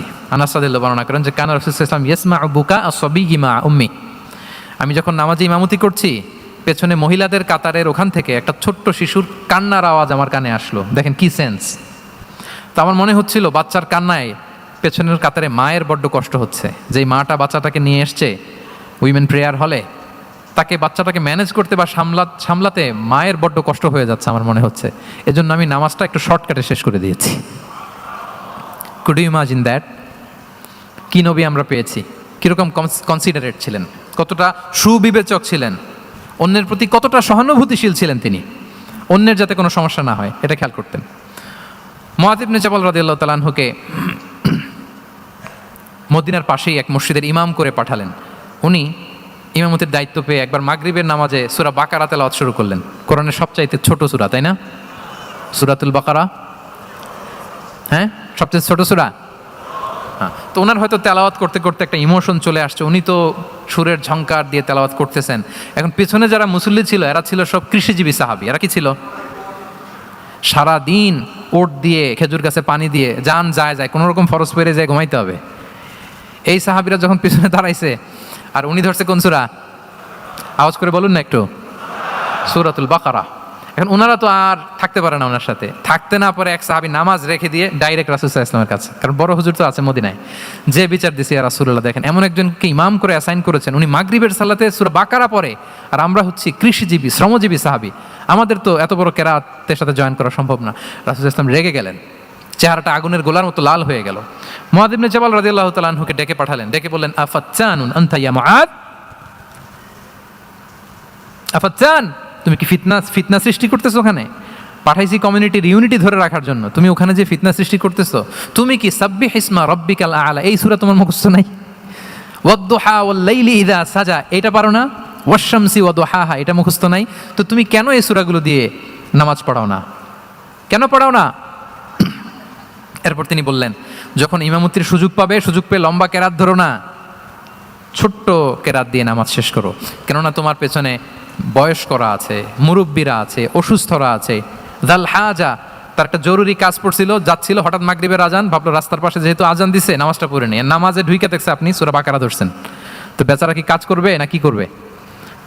আর তার তো নিয়ত ছিল ফরজ নামাজটা পড়ি যে বাস ধরবো, এখন আপনি ধরছেন কোন সূরা? বাকারা। দেখেন রাসূল সাল্লাল্লাহু আলাইহি ওয়াসাল্লাম বললেন, যখন ইমামতির চান্স পাবে ছোট সূরা পড়বে, আর যখন তুমি একা পড়বে ফালিউতাউবিল মাশা, যত লম্বা করতে মনে চায় করো, রুকু করো লম্বা, সেজদা করো লম্বা, কেরাত করো লম্বা। রাসূল সাল্লাল্লাহু আলাইহি ওয়াসাল্লাম তো রাতে আধা ঘন্টা 40 মিনিট প্রথম রাকাতে কেরাত পড়তেন, এরপরে আবার 40 মিনিট রুকুতে থাকতেন, রুকু থেকে দাঁড়ায় আবার 40 মিনিট, আবার সেজদায় যেয়ে 40 মিনিট, এরপরে সেজদা থেকে 2 সেজদার মাঝখানে আবার 40 মিনিট, 2 রাকাত দিয়ে এরকম রাতও শেষ করে দিয়েছেন। তো আপনার লম্বা যদি পড়তে মনে চায়, আপনি তো আপনার ব্যক্তিগত নফল সালাতে এভাবে লম্বা করবেন। কিন্তু আমাদের হয়ে গেছে উল্টা, একাকী নামাজ, কোনো রকম রুকু সেজদা, এরকম হয়ে গেছে না অনেকটা। কিন্তু ইমামতির সুযোগ পেলে মাশাআল্লাহ, আল্লাহু আকবার, এইবার শুরু হয়েছে শাইখ সুদাইসির কণ্ঠে এই লম্বা করে। এখন পেছনে মুসল্লিদের কি দশা ওইটা আর আমরা খেয়াল করি না। না, আমাদেরকে অন্যের প্রতি সহানুভূতিশীল হতে শিখিয়েছে ইসলাম, কনসিডারেট হতে শিখিয়েছে, সুবিবেচক হতে শিখিয়েছে, যেটা রাসূল সাল্লাল্লাহু আলাইহি ওয়াসাল্লাম করেছেন। এবং রাসূল সাল্লাল্লাহু আলাইহি ওয়াসাল্লাম কোনো কাজে কাউকে পাঠালে ওনার বিখ্যাত সে বাণীটা বলে দিতেন যে ইয়াসসিরু ওয়ালা তুআসসিরু বাশশিরু ওয়ালা তুনাফিরু, সহজ করে উপস্থাপন করো, কঠিন করো না। সুসংবাদ দিও, মানুষকে দিন থেকে ভাগিও না। আমরা মানুষকে ভয় দেখাই, আমরা এত কঠিন করে ইসলামকে উপস্থাপন করি, মানুষ বলে আগে যেটা করতাম ওইটাই ভালো। তো আমরা যেন দিনকে কঠিন না করি, আমাদের কোনো অ্যাটিটিউডের কারণে যেন মানুষ ইসলাম থেকে ভেগে না যায়। আরেকটা উদাহরণ দেখুন, একবার মাগরিবের কিংবা এশার নামাজে রাসূল সাল্লাল্লাহু আলাইহি ওয়াসাল্লাম লম্বা সেজদা দিলেন। এত লম্বা সেজদা তিনি কখনো দেন না। নামাজ শেষে সাহাবারা জিজ্ঞেস করলেন, ইয়া রাসূলুল্লাহ, আপনি কি নামাজের মাঝখানে অসুস্থ হয়ে গেলেন নাকি? অথবা কোরআনের আয়াত নাজিল হলো নাকি, ওহী নাজিল হলো নাকি? রাসূল সাল্লাল্লাহু আলাইহি ওয়াসাল্লাম বললেন, কুল্লু যালিকা লাম ইয়াকুন ওয়ালাকিন নাবনি ইরতাহালানি ওয়া কারিহতু আন উআজ্জিলাহু হাত্তা ইয়াকদিয়া হাজাতাহ। বললেন না, অসুস্থ হই নাই, ওহীও নাজিল হয় নাই। আমি যখন সেজদায় গিয়েছি, আমার দুই ছোট নাতি হাসান হোসেন আমার কাঁধের উপরে চেপে বসেছে। যতক্ষণ না ওরা খেলা শেষ না করে নিচে নেমেছে, আমি সেজদায় লুটিয়েছিলাম। নেমেছে, এরপরে মাথা উঠিয়েছি। আমার মাথা উঠানোর কারণে ওদের খেলার একটু ডিস্টার্ব হবে, এজন্য আমি আর সেজদা থেকে মাথা উঠাই নাই। সুবহানাল্লাহ পড়বেন না? দেখেন, নাতির খেলার যেন ডিস্টার্ব না হয়। পেছনের মহিলা সারির এক বোনের নামাজের সমস্যা হচ্ছে, এগুলো উনি খেয়াল করতেন, ছোট্ট ছোট্ট বিষয়গুলো উনি খেয়াল করতেন। এটাকে বলে কনসিডারেট মাইন্ডসেট। কি বলে? তাহলে আমরা অন্যের প্রতি যেন সহানুভূতিশীল হই, নাকি শুধু নিজেরটাই দেখব? অন্যেরটা দেখার দরকার আছে না নাই বলেন? আচ্ছা, 8 নাম্বার হচ্ছে ট্রান্সপারেন্সি। খাবো না। ট্রান্সপারেন্সি মানে হচ্ছে স্বচ্ছতা। ওনার জীবনের চাইতে, ওনার বায়োগ্রাফির চাইতে স্বচ্ছ বায়োগ্রাফি আপনি পাবেন না। No public and private dividation, and in the long history of time no one's life has been recorded more transparently than the life of Prophet Muhammad sallallahu alaihi wasallam. রাসূল সাল্লাল্লাহু আলাইহি ওয়াসাল্লামের চেয়ে বেশি পৃথিবীতে এমন সেকেন্ড কোনো পার্সন আপনি দেখাতে পারবেন না যার জীবনের সব কিছু রেকর্ডেড। সব কিছু রেকর্ডেড। এরকম আছে? ঘরে কি করেছেন, বাইরে কি করেছেন, স্ত্রীর সাথে কি করেছেন, বন্ধুর সাথে কি করেছেন, সাহাবাদের সাথে কি করেছেন, শত্রুর সাথে কি করেছেন, অল আর রেকর্ডেড। সব অ্যান্ড ক্রিস্টাল ক্লিয়ার, একেবারে স্বচ্ছ পানির মতো, স্ফটিক কাচের মতো ক্লিয়ার, ট্রান্সপারেন্ট। ওনার সব কাজে উনি স্বচ্ছতা বজায় রাখতে চাইতেন। কতটা স্বচ্ছ ছিলেন, একটা মজার ঘটনা শোনায় আপনাদেরকে। সহিহ বুখারীতে এসছে, রমাদানের শেষ 10 দিন, দ্য লাস্ট 10 days অফ রমাদানে তিনি এতেকাফ করতেন। তো এতেকাফ অবস্থায় স্ত্রীরা এসে রাতে দেখা করে যেত, জরুরি কথা আলাপ থাকলে সেরে যেত। একবার রাতে সফিয়া বিনতে হুয়াই ইবনে আখতাব রাদিয়াল্লাহু তাআলা আনহা আসলেন, ওনার স্ত্রী। কথা হলো এবার ওনাকে একটু এগিয়ে দিবেন। মসজিদ থেকে রাসূল সাল্লাল্লাহু আলাইহি ওয়াসাল্লাম বারান্দার দিকে পাশ দিয়ে আসলেন এগিয়ে দেওয়ার জন্য। ইন দ্য মিন টাইম, ভাই ভিডিও করবেন না, mobile should be in pocket. জি, বারবার বলবো না, পকেটে রাখবেন, অন্যদের ডিস্টার্ব হচ্ছে আমি দেখতেছি। হঠাৎ 2জন আনসারি সাহাবী পাশ দিয়ে হেঁটে যাচ্ছেন। রাসূল সাল্লাল্লাহু আলাইহি ওয়াসাল্লাম আম্মাজানকে বিদায় দিবেন এখানে। হঠাৎ করে তিনি আওয়াজ করে বললেন, আলা রিসলিকুমা, এই দাঁড়াও। ওই সাহাবী 2জন রাসূল সাল্লাল্লাহু আলাইহি ওয়াসাল্লামের সাথে কে ওটা টের পায় নাই, বুঝতে পারেনি। বোরকায় আবৃত কোনো এক নারী দেখে রাসূল আর ওই নারীকে দেখে তারা আরো দ্রুত গতিতে হাঁটতে শুরু করে দিচ্ছে, আমরা চলে যাই এখান থেকে। দেখেন, রাসূল সাল্লাল্লাহু আলাইহি ওয়াসাল্লাম নিজের অবস্থানকে ট্রান্সপারেন্ট করার জন্য বললেন, আলা রিসলিকুমা, দাঁড়াও। দাঁড়ালেন। তখন রাসূল সাল্লাল্লাহু আলাইহি ওয়াসাল্লাম বললেন যে, ইন্নাহা উম্মুকুম সফিয়া, আমার পাশে যাকে দেখতে পাচ্ছ, বলে দেয়া ভালো যে সে কিন্তু অন্য কোনো নারী নয়, সে তোমাদের মা উম্মুল মুমিনিন সফিয়া। সাহাবারা বলে, সুবহানাল্লাহ ইয়া রাসূলুল্লাহ, ইয়া রাসূলুল্লাহ, এ কেমন কথা? আপনি কেন আমাদের কাছে জবাবদিহি করতে যাচ্ছেন বা ক্লারিফাই করছেন? আপনার পাশে কোনো নারী এত রাতে যদি দাঁড়িয়ে থাকে, তিনি তো আমাদের মাদের মধ্যে থেকেই তো একজন হবেন, কেন আপনি বলতেছেন? তখন রাসূল সাল্লাল্লাহু আলাইহি ওয়াসাল্লাম বললেন যে, না, ইন্না শাইতানা ইয়াজরি মিনাল ইনসানি মাজরাদ দাম, শয়তান মানুষের রগে রগে চলাচল করে। ওয়া ইন্নী খাশিতু আই ইউকযিফা ফি কুলুবিকুমা শাররান, আরেক বর্ণনায় আছে শাইআন, আমার ভয় হয় হয়তো শয়তান কোনো সন্দেহের উদ্রেক তোমাদের হৃদয়ে ঢুকাই দিতে পারে। সুবহানাল্লাহ। এজন্য আমি ক্লিয়ার করে দিলাম, এটা আমার বউ, আমার স্ত্রী, তোমাদের মা সফিয়া। 2জন সাহাবী যদি চলে যায়, এমন হতেই পারতো বাড়িতে যে একজন আরেকজনকে জিজ্ঞেস করতে পারতো যে, আচ্ছা নবীর পাশে যে কালো বোরকা পরা মহিলাটা ছিল দেখছো না, এটা কে? তখন একজন হয়তো বলতো, কে আর হবে, আমাদের মাই তো হবে, কোনো এক মা। আরেকজন বলবে, আমাদের উম্মুল মুমিনিনের কেউ ছিল নাকি অন্য কেউ? এরকম একটা হুট করে সন্দেহের উদ্রেক মাথায় আসতে পারে না যে ওনার স্ত্রী ছিল না অন্য কেউ ছিল? আসতে পারে কি পারে না বলেন? ওই সন্দেহের অবকাশটুকু রাসূল সাল্লাল্লাহু আলাইহি ওয়াসাল্লাম রাখেন নাই। উনি বলে দিলেন যে, এটা তোমাদের মা, এটা সফিয়া। এই সন্দেহের অবকাশের কোনো সুযোগ নাই। তাহলে রাসূল সাল্লাল্লাহু আলাইহি ওয়াসাল্লামের পুরো লাইফ ছিল ট্রান্সপারেন্ট, একেবারে স্বচ্ছ। আমি অনেক পয়েন্টস নিয়ে এসেছি, ওটা 2-3 ঘন্টার আলোচনায় চলে যাবে। আমি প্রত্যেকটা পয়েন্টে একটা বা 2টা ঘটনা দিয়ে শেষ করতেছি। তাহলে রাসূল সাল্লাল্লাহু আলাইহি ওয়াসাল্লামের লাইফ তিনি কত স্বচ্ছতার সাথে কাটিয়েছেন, এটা ক্লিয়ার না আমাদের সাথে? Transparent mindset. 9 নাম্বার হচ্ছে অ্যাপ্রিসিয়েটিভ। 9 নাম্বার কি? অর্থাৎ অন্যের প্রশংসা করা। আমরা অনেক সময় অন্য কেউ ভালো কাজ করলে অ্যাপ্রিসিয়েট করতে চাই না, আমরা গুণমুগ্ধ হই কিন্তু গুণগ্রাহী হতে চাই না, অন্যরে ক্রেডিট দিতে চাই না, তার ভালো কাজের স্বীকৃতি দিতে চাই না। হয়তো আমার দলের লোক না, বা আমার চিন্তার লোক না, বা আমার সার্কেলের লোক না, তার প্রশংসা করতে চাই না, তার গুণগ্রাহী হতে চাই না। এরকম মেন্টালিটি আমরা অনেকে ক্যারি করি না?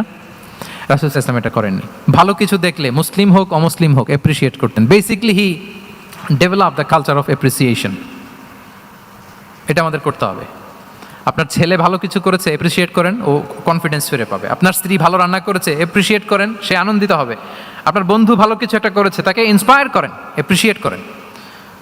রাসূল সাল্লাল্লাহু আলাইহি ওয়াসাল্লাম একবার এক বৈঠকে 8 জন সাহাবীকে 8টা কমপ্লিমেন্ট দিয়েছেন, 8টা অ্যাপ্রিসিয়েশন দিয়েছেন। তিনি বলেছেন, আরহামু উম্মতি বি উম্মতি আবু বকর। দেখেন, 8 জন সাহাবীর 8টা গুণের বর্ণনা দিচ্ছেন। তিনি বললেন, আমার উম্মতের মধ্যে সবচাইতে রহম দিলের সাহাবী হচ্ছে কে? সবাই বলুন তো কে? আবু বকর রাদিয়াল্লাহু তাআলা। এত রহম দিলের ছিলেন, উনি যখন আল্লাহ রাসূল সাল্লাল্লাহু আলাইহি ওয়াসাল্লামের ইন্তেকালের পরে মসজিদে নববীতে যখন নামাজে দাঁড়াতেন, কান্নার চোটে উনি কেরাতই পড়তে পারতেন না। কমপ্লেন করতো সাহাবারা যে আমরা তো কেরাত বুঝি না, একটু স্পষ্ট করে পড়েন, কান্না একটু থামান। কেন কাঁদতেন? কারণ উনি যখন নামাজে দাঁড়াতেন ওনার ফিলিংসটা হতো এরকম যে কাইফা আকুমু মাকামা রাসূলিল্লাহ, আমি রাসূলের জায়গায় কিভাবে দাঁড়াই? এখানে তো আমার রাসূল দাঁড়িয়ে ইমামতি করেছেন, আমি নবীর জায়গায় দাঁড়িয়ে কিভাবে নামাজটা পড়াই? এই অনুভব থেকে উনি যে কাঁদতে শুরু করতেন, এই কান্নার ধাক্কায় উনি আর তেলাওয়াতই আগাতে পারতেন না। আরহামু উম্মতি বি উম্মতি আবু বকর। আমার উম্মতের মধ্যে সবচাইতে রহম দিলের হচ্ছেন আবু বকর। ও আসাদ্দুহুম ফি আমরিল্লাহি ওমর। দেখেন, প্রশংসা করতেছেন। আর আমার উম্মতের মধ্যে আল্লাহর দিন বাস্তবায়নে সবচাইতে কঠোর হচ্ছে ওমর। মুনাফিকরা ওনাকে জমের মতো ভয় পেত, ইভেন শয়তান ভয় পেত। রাসূল সাল্লাল্লাহু আলাইহি ওয়াসাল্লাম বলেন, ওমর তুমি যদি এই রাস্তা দিয়ে হাঁটো, শয়তান যদি দেখতে পায়, শয়তান এই রাস্তা রেখে দিয়ে অন্য কোনো রাস্তা থাকলে ওইটা দিয়ে হাঁটে। সুবহানাল্লাহি বিহামদি। আমাদের অনেক সময় এমন হয় না যে আমাদের বাচ্চারা, ছেলেমেয়েরা খেতে চায় না, আমাদের নাতি নাতনিরা খেতে চায় না, মায়েরা খাবার নিয়ে পেছনে পেছনে ঘুরে, আর তখন ভয় দেখায়, এই রাত্রিবেলা তাড়াতাড়ি খাও, ওই যে বাঘ আসবে বাঘ, বিড়াল আসবে বিড়াল, তাড়াতাড়ি না খেলে কিন্তু ভূত আসবে ভূত। এরকম বলেন আপনারা? বলেন না? এই দায়িত্ব তো আপনাদের কাঁধে থাকে না, তো ওই যে আমাদের বোনরা বলতে পারবে। বোনরা খাবার নিয়ে ঠিকই রাত্রিবেলায় বাচ্চাদের পেছনে পেছনে এরকম দৌড়াতে হয়। তো কি বলতে হয় যে এই ভূত আসলো ভূত, ওই যে বিড়াল আসলো বিড়াল, কুকুর আসলো, এইগুলো বললে বাচ্চারা আবার ভয় পায়, তাড়াতাড়ি করে খায়। তো মদিনাতেও মদিনার বাচ্চারা খেতে চাইতো না। তো খেতে না চাইলে মায়েরা ভূত আসতেছে, ভাল্লুক আসতেছে, এগুলো না বলে বলতো, হা হুয়া ইয়াতি উমর, ইয়াতি উমর, তাড়াতাড়ি খাও তাড়াতাড়ি খাও, ওই যে ওমর আসতেছে ওমর। সুবহানাল্লাহি বিহামদি। ওয়া আশাদ্দুহুম ফি আমরিল্লাহি উমর। আল্লাহর দিন বাস্তবায়নে সবচাইতে কঠোর ছিলেন ওমর রাদিয়াল্লাহু তাআলা আনহু। ওয়া আসদাকুহুম হায়াআন উসমান। সবচেয়ে লাজুক সাহাবী ছিলেন উসমান রাদিয়াল্লাহু তাআলা। শুধু অর্থ বলে যাই। ওয়া আকরাউহুম লিকিতাবিল্লাহি উবাই ইবনে কাব। সবচেয়ে কোরআনের ভালো কিরাত পড়তে পারতেন উবাই ইবনে কাব।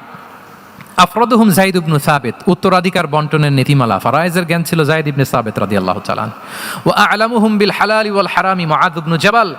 এই উম্মতের হালাল হারামের স্পেশালিস্ট সাহাবী হচ্ছেন মুআদ ইবনে জাবাল। আলা ওয়া ইন্না লিকুল্লি উম্মাতিন আমিনান ওয়া আমিনা হাযিহিল উম্মাহ আবু উবাইদা ইবনুল জাররাহ। সব উম্মতের একজন বিশ্বস্ত লোক থাকে, এই উম্মতের সবচাইতে বিশ্বস্ত লোক হচ্ছে আবু উবাইদা ইবনুল জাররাহ। দেখেন, 8 জন সাহাবীর 8টা গুণের কথা বললেন। আচ্ছা, রাসূল সাল্লাল্লাহু আলাইহি ওয়াসাল্লাম যখন সাহাবীদের প্রশংসা করেছেন, ওই সাহাবীদের কেমন লেগেছে বলেন তো? ফিলিংসটা ভালো লেগেছে না? হৃদয়ে জুড়িয়েছে, ইন্সপায়ার্ড হয়েছেন, মোটিভেটেড হয়েছেন, আরো ভালোর প্রতিযোগিতা কি করে করা যায়। সাহাবীদের মধ্যে সবচাইতে সুরেলা গলার কণ্ঠের অধিকারী ছিলেন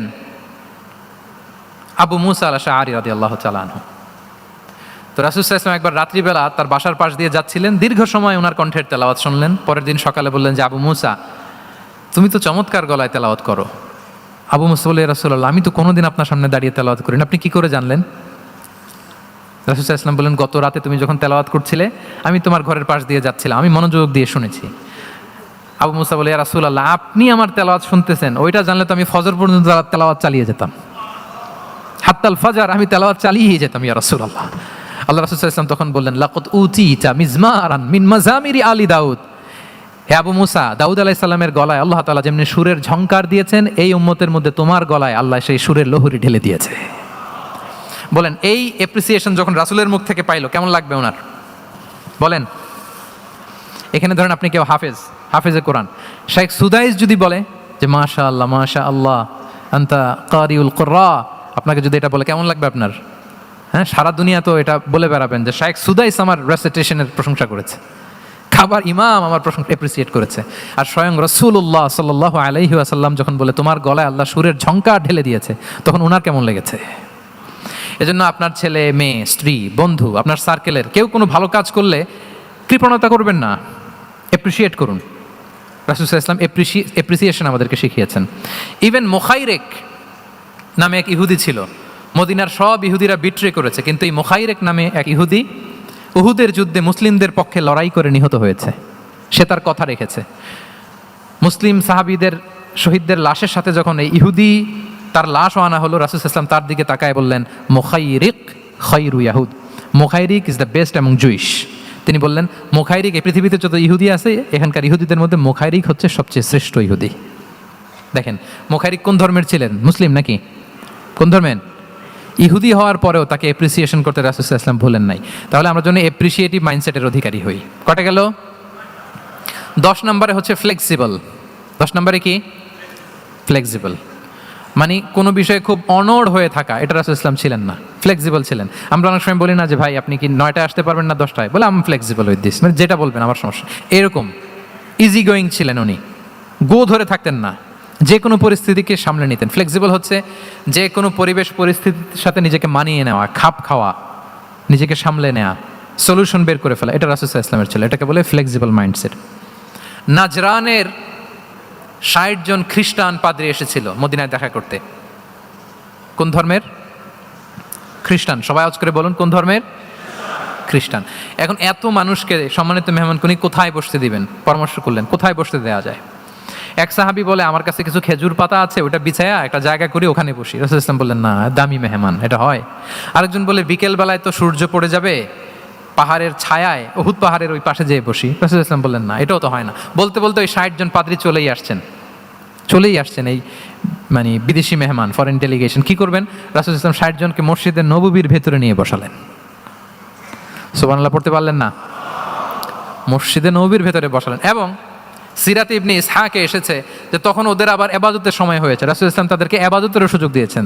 তাদের কিবলা পূর্ব দিকে, তারা পূর্ব দিকে হয়ে 60 জন ওখানে ইবাদত করেছে, তাদের ধর্ম রীতি অনুযায়ী সালাত আদায় করছে। দেখেন কতটা ফ্লেক্সিবল ছিলেন রাসূল সাল্লাল্লাহু আলাইহি ওয়াসাল্লাম। ফজরের সালাতের পরে ঘরে ঢুকেই আম্মা জান আয়েশাকে জিজ্ঞেস করতেন কোনো খাবার আছে? আম্মা জান আয়েশা যদি বলতেন আছে, তিনি সেটা খেতেন। কোনোদিন যদি বলতেন না ইয়া রাসূলুল্লাহ ঘরে তো খাবার নাই, তখন রাসূল সাল্লাল্লাহু আলাইহি ওয়াসাল্লাম বলতেন ফা ইন্নী সাইম, অসুবিধা নাই, খাবার যেহেতু নাই আমি রোজা রেখে দিলাম। কত ইজি গোয়িং। আচ্ছা আমরা হলে কি করতাম বলেন তো? ফজরের পরে ঘরে গেছেন আপনি, বড় সাহেব না, এবার যাওয়ার পরে জিজ্ঞেস করছেন কি আছে খাবার দাও, যদি বলে ঘরে কিছু নাই, কি বলবেন দেখি? কয়েকটা উত্তর আসুক। ফজরে মসজিদে অনেক কিছু করে টোরে ক্ষুধা পেটে ঘরে গেলেন, যে বললেন যে টেবিলে বসে বললেন যে খাবার দাও, এখন বলে যে কিছু নাই ঘরে, কি উত্তর আসবে? এখান থেকে একটা উত্তর আসুক, বলেন কি বলবেন? হ্যাঁ খবর আছে, এই তো। এদিকে বলেন আপনি কি বলবেন? আপনারা আলহামদুলিল্লাহ বলে না, কিন্তু বাসায় বলে না। পিছনে ভাবিরা আছে, এখন কিন্তু রিপোর্ট নেওয়া যাবে সহজে। তো যদি আমরা আলহামদুলিল্লাহ বলি, that is called easy going and flexible mindset. এটাই হওয়া উচিত। খাবার থাকলে খেতেন, না থাকলে বলতেন okay I am fasting, it's not a big deal, ফা ইন্নী সাইম, যেহেতু নাই কি আর করবো, আমি রোজা রেখে দিলাম। এরকম ইজি গোয়িং ছিলেন। দেখেন his life was so simple but so special. হ্যাঁ, মুহাম্মদ সাল্লাল্লাহু আলাইহি ওয়াসাল্লাম। তাহলে ফ্লেক্সিবল ছিলেন। কয়টা গেল? আর কয়টা বাকি? আচ্ছা 5 মিনিটে শেষ করে দেই। 11 নম্বর হচ্ছে অপটিমিস্টিক মাইন্ডসেটের অধিকারী ছিলেন। অপটিমিস্টিক, প্যাসিমিস্টিক ছিলেন না, মানে ইতিবাচক চিন্তা করতেন সবসময়। কি চিন্তা করতেন? আপনি আজকের এই হলরুমের কিছু ভুল ধরতে পারবেন না? যদি বলে যে কয়েকটা ভুল ধরেন, বলবেন যে এই সমস্যা, সাউন্ডের সমস্যা, ওইদিকে এটা নাই, ওইদিকে এটা নাই, এটা হচ্ছে ভুল। আপনি প্যাসিমিস্টিকটা ধরলেন। এবার যদি বলা হয় আজকের এই প্রোগ্রামের কয়েকটা পজিটিভ দিক বলেন, তখনও আপনি কিন্তু কয়েকটা পয়েন্ট বের করতে পারবেন যে এটা ছিল একটা ইতিবাচক দিক, এই প্রোগ্রামের এটা ছিল একটা পজিটিভ দিক। তো রাসূল সাল্লাল্লাহু আলাইহি ওয়াসাল্লাম ওই পজিটিভ দিকগুলোতে ফোকাস করতেন। হ্যাঁ, come back positive, not go back negative. রাসূল সাল্লাল্লাহু আলাইহি ওয়াসাল্লামের কাছে এসে যদি কেউ বলতে রাসূলুল্লাহ আমি খুব অসুস্থ, আমি খুবই অসুস্থ, রাসূল সাল্লাল্লাহু আলাইহি ওয়াসাল্লাম কি বলতেন জানেন? জি, রাসূল সাল্লাল্লাহু আলাইহি ওয়াসাল্লাম বলতেন লা বাসা আলাইকা তুহুরুন ইনশাআল্লাহ। ইয়া রাসূলুল্লাহ আমি অসুস্থ। রাসূল সাল্লাল্লাহু আলাইহি ওয়াসাল্লাম বলতেন আরে don't worry, it will cleanse up you from your sins if Allah wish, ইনশাআল্লাহ এতে তোমার যে গুনাহ টুনা আছে, পাপ আছে, এই পাপগুলোকে আল্লাহ তাআলা এই অসুস্থতা দিয়ে মোচন করে দিচ্ছেন। পড়েন সুবহানাল্লাহ।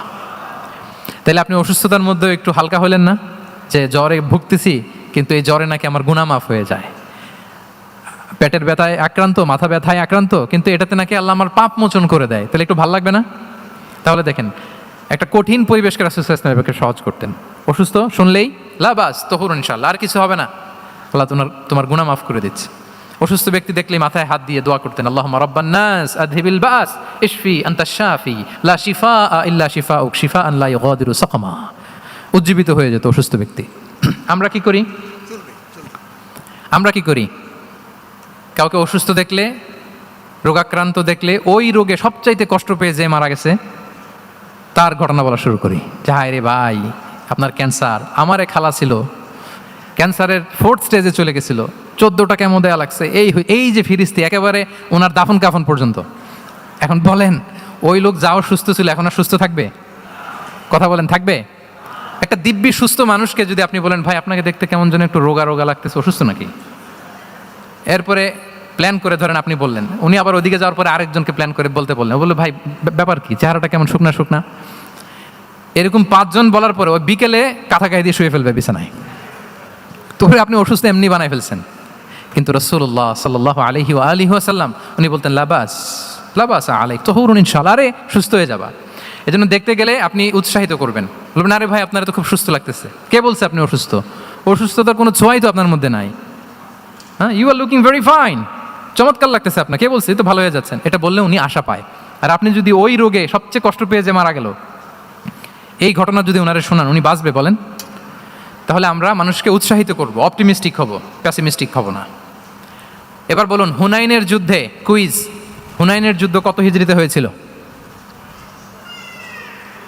কত? 7ম, 8ম? হ্যাঁ, মাত্র 2-4 জন বলতেছে। আমাদের ওই যে হাসানা ফাউন্ডেশনের একটা সিরা অলিম্পিয়াড চলতেছে, এটাতে অংশগ্রহণ করতে হবে আপনাদের। আমরা প্রতিদিন একটা করে কুইজ জানান দিচ্ছি মানুষদেরকে, একেবারে সব মুখস্থ হয়ে যাবে ইনশাআল্লাহ। তাহলে 8ম হিজরিতে হাওয়াজিন বনু সাকিব গোত্রের বিশাল ব্যাটালিয়ন নিয়ে ওরা আসছে। এবং ওরা আসছে যে আমরা শুধু একা যাব না, আমাদের স্ত্রী, বাচ্চা কাচ্চা, আমাদের যার ঘরে যত সম্পদ আছে সব নিয়ে মরুভূমিতে যাব। এটা নিয়ে যাব কেন? সবার মধ্যে যেন ইন্সপিরেশন আসে যে যদি আমরা হারি, আমরা সব শেষ, আমাদের সম্পদও নিয়ে যাবে। আর এগুলো রক্ষার জন্য হলেও মোহাম্মদের বিরুদ্ধে আমাদেরকে জয়লাভ করতে হবে। কি টেকনিক দেখেন! সব যখন নিয়ে দাঁড়াইছে বিশাল বাহিনী, এক সাহাবী এসে বলল, ইয়া রাসূলুল্লাহ, কালকে তো আমাদের খবর আছে, এই বাহিনীকে আমরা কি করে পরাস্ত করবো? ইয়া রাসূলুল্লাহ, এসে দেখুন, পাহাড় থেকে দেখুন কত বিশাল বাহিনী। রাসূল সাল্লাল্লাহু আলাইহি ওয়াসাল্লাম দেখা মাত্রই বললেন, তিলকা গনিমাতুল মুসলিমিনা গাদান ইনশাআল্লাহ। আরবি যারা বোঝেন, যে it will be the war booty for the Muslim community tomorrow ইনশাআল্লাহ। আরে এগুলো তো আমরা সব গনিমত আকারে ব্যাগে করে মদিনায় নিয়ে যাব। এই যুদ্ধে জয়লাভ করে যা আছে এগুলো উটে করে ওয়ার বুটি হিসেবে মদিনায় নিয়ে যাব। বলার সাথে সাথে সাহাবীদের সব ভয় দূর হয়ে গেল, আবার প্রাণ ফিরে পেলেন, সজীব হয়ে উঠলেন, উজ্জীবিত হলেন। তাহলে আমরা অপটিমিস্টিক হব, আমরা ইতিবাচক চিন্তা করব। এবং ইসলাম আল্লাহ তাআলার ব্যাপারেও আমাদেরকে ইতিবাচক ধারণা রাখতে উৎসাহিত করে। হাদিসে কুদসিতে আল্লাহ বলেন, আনা ইনদা যান্নি আবিদি বি, আমার বান্দার নিকট আমি তেমন, আমার বান্দা আমার ব্যাপারে ঠিক যেমন ধারণা করে। আপনি যদি ধারণা করেন আল্লাহ দয়ালু, ঠিকই আল্লাহ তাআলাকে দয়ালু পাবেন। এখন বলেন, আল্লাহর ব্যাপারে কার ধারণা কেমন? আল্লাহ তাআলা খুব প্রতিশোধ পরায়ণ না? প্রচন্ড রাগী, আমাদের সবাইকে জাহান্নামে দেওয়ার জন্য বসে আছেন না? তাহলে কি ধারণা বলেন তো? তিনি দয়াময়, তিনি মেহেরবান, তিনি আমাদেরকে অবশ্যই ক্ষমা করবেন, ঠিক কিনা বলেন? এই বিশ্বাস আল্লাহর প্রতি আমাদের সবার আছে তো? এই বিশ্বাস যদি থাকে, ঠিকই আল্লাহ তাআলাকে রহমান রাহিম হিসেবেই আপনি পাবেন। তাহলে আওয়াজ করে বলুন তো, এই নবরাত্রি হলকে উচ্ছ্বসিত করে আওয়াজ করে বলেন, আমরা সবাই অপটিমিস্টিক হব না প্যাসিমিস্টিক? অপটিমিস্টিক, ইতিবাচক হব। রাসূল সাল্লাল্লাহু আলাইহি ওয়াসাল্লাম অপটিমিস্টিক মাইন্ডসেটের অধিকারী ছিলেন। কয়টা গেল? লাস্ট হচ্ছে রেজিলিয়েন্ট। শেষ, I am going to conclude my speech today. Resilient হচ্ছে যাকে থামানো যায় না, আনস্টপেবল। সংকট কাটিয়ে ঘুরে দাঁড়ানোর সামর্থ্য যার থাকে তাকে বলে রেজিলিয়েন্ট। লেগে থাকার মানসিকতা, টিকে থাকার যোগ্যতা, সহজে হার না মানার যে অ্যাটিটিউড, এটাকে বলে রেজিলিয়েন্ট মাইন্ডসেট। রাসূল সাল্লাল্লাহু আলাইহি ওয়াসাল্লামকে আল্লাহ তাআলা এই মাইন্ডসেট দিয়েছিলেন। ওনাকে হারাইতে পারছে কেউ? জীবনের সাথে এটা সেট করে নেন যে আমি কখনো হারি না, আমি হয় জিতি নয় শিখি। আমি কখনো হয় জিতি নয় শিখি। এই মাইন্ডসেট যদি গ্রো করেন, আপনার হারাইতে পারবে কেউ? পারবে না। রাসূল সাল্লাল্লাহু আলাইহি ওয়াসাল্লাম, he was unstoppable, having unbelievable সাবর, ধৈর্যের পাহাড় নিয়ে, আনস্টপেবল অ্যাটিটিউড নিয়ে তিনি শুধু সামনে গিয়েছেন, পেছনে যান নাই কখনো। সীমাহীন কষ্ট আর সংগ্রামের মধ্য দিয়ে গিয়েছেন, থামাতে পারে নাই ওনাকে কেউ পারে নাই। ইয়াতিম হিসেবে জন্মগ্রহণ করলেন, পৃথিবীর আলো দেখবার আগে বাবাকে হারালেন, ছোট বয়সে মাকে হারালেন, পরে দাদাকে হারালেন, এরপর চাচাকে হারালেন। শিয়াবে আবি তালেবে জেল খেটেছেন 3 বছর। Physical torture, mental torture, life threat, হত্যা করার ষড়যন্ত্র হয়েছে। আল্লাহ তাআলা বলেছেন আজ রাতে হিজরত করো, ব্ল্যাক ম্যাজিক করা হয়েছে। লাবিদ ইবনুল আসাম, এক ইহুদিদের মিত্র, ওনাকে ব্ল্যাক ম্যাজিক করেছে। মারার জন্য খাদ্যে বিষ মিশিয়ে দেওয়া হয়েছিল। বাজুর মাংস, খাসির বাজুর মাংস পছন্দ করতেন। খাইবারের এক ইহুদি নারী এই ছাগলের এই মাংসের মধ্যে বিষ দিয়েছিলেন। ইহুদিদের পক্ষ থেকে betray, treachery, conspiracy and what not, কি বাকি ছিল বলেন? ষড়যন্ত্রের এমন কোনো ধরন ছিল না যেটা তারা বাকি রেখেছে। কিন্তু রাসূল সাল্লাল্লাহু আলাইহি ওয়াসাল্লামকে কি থামানো গিয়েছিল? বলেন, থামানো গিয়েছিল? গোটা বিশ্বব্যাপী উনি ছড়িয়ে দিয়েছিলেন লা ইলাহা মুহাম্মাদুর, so nothing can stop him. করার আমাদের যে লক্ষ্য, ওই লক্ষ্য পানে আমরা পৌঁছবই, আমাদেরকে কোনো কিছু থামাতে পারবে না ইনশাআল্লাহ। বলেন, আমরা আমাদের লক্ষ্য পানে মানজালে মাকসাদে দৌড়ে দৌড়ে যাব। আমাদেরকে থামিয়ে দেয়া হলে আমরা হাঁটতে থাকবো, সেখানে আমাদেরকে আঘাত করা হলে আমরা হামাগুড়ি দিয়ে সামনের দিকে যেতে থাকবো, সেখানেও থামিয়ে দেওয়ার চেষ্টা করা হলে আমরা আমাদের মঞ্জিলে মাকসিদের দিকে অপলক নেত্রে চেয়ে থাকবো। আমাদেরকে কেউ থামাতে পারবে? রেজিলিয়েন্ট, অনর, অটল, আনস্টপেবল, এই মাইন্ডসেটের অধিকারী ছিলেন। ফলেই তিনি লা ইলাহার বাণীকে গোটা বিশ্বে ছড়িয়ে দিতে পেরেছেন। তাহলে আমরা রেজিলিয়েন্ট হতে চাই কি চাই না বলেন? হতে চাই। সম্মানিত শুধু মোট কয়টা মাইন্ডসেট জানলাম? নববী মনস্তত্ত্ব সিরাতের আয়নায়, prophetic mindset through the lens of সিরা, মোট কয়টা জানলাম? 12টা। এগুলোকে আমরা নিজেদের মধ্যে ধারণ করতে পারবো ইনশাআল্লাহ। কারণ রাসূল সাল্লাল্লাহু আলাইহি ওয়াসাল্লাম আমাদের জন্য যা নিয়ে এসেছেন ওইটাই আমাদের আঁকড়ে ধরতে হবে। যেটা বারণ করেছেন ওইটা থেকে আমাদের দূরে থাকতে হবে। যে আয়াত দিয়ে শুরু করেছিলাম সূরা হাশরে, রমা আতাকুমুর রাসূলু ফাখুযুহু ওয়া মা নাহাকুম আনহু ফানতাহু। নবী যা এনেছে ধরো, নবী যা বারণ করেছে সেগুলো ছেড়ে দাও। আমরা আল্লাহ তাআলার কাছে কামনা করি আমার নবী ওনার যে থট প্রসেসকে ডেভেলপ করেছেন, ওনার যে অ্যাপ্রোচ এন্ড মাইন্ডসেটকে ডেভেলপ করেছেন, আমরাও যেন আমাদের মাইন্ডসেটকে ঠিক ওইভাবে করতে পারি। আমাদের রাসূল সাল্লাল্লাহু আলাইহি ওয়াসাল্লাম যেভাবে চিন্তা করতেন, আমাদের ভাবনা এবং চিন্তার আঙ্গিনাও যেন ঠিক সেই রকম হয়। আমরা সবাই পড়ি আমিন। তার মাইন্ডসেট হবে আমাদের মাইন্ডসেট। কি বলেন? পারা যাবে তো ইনশাআল্লাহ? তাহলে কয়টা মাইন্ডসেটের কথা বলেছি? কয়টা বলতে পারবেন? কয়টা দেখি। 1 নম্বরে কি ছিল? God centric. 2 নম্বরে ভিশন ওরিয়েন্টেড। 3 নম্বরে উইজডম ড্রিভেন। 4 নম্বরে reform centric. 5 number open minded. 6 number entrepreneur. 7 number considerate. 8 number transparent. 9 number appreciative. 10 number flexible. 11 number optimistic এবং 12 নাম্বার রেজিলিয়েন্ট। এটা ছিল রাসূল সাল্লাল্লাহু আলাইহি ওয়াসাল্লামের মাইন্ডসেট। এই মাইন্ডসেট দিয়ে যদি আমরা আমাদের মাইন্ডসেটকে সাজাতে পারি, আমাদের সফলতা দুনিয়া এবং আখিরাতে কেউ ঠেকাতে পারবে? আল্লাহ তাআলা আমাদের সবাইকে কথাগুলো বোঝার ও আমল করার তৌফিক দান করুক।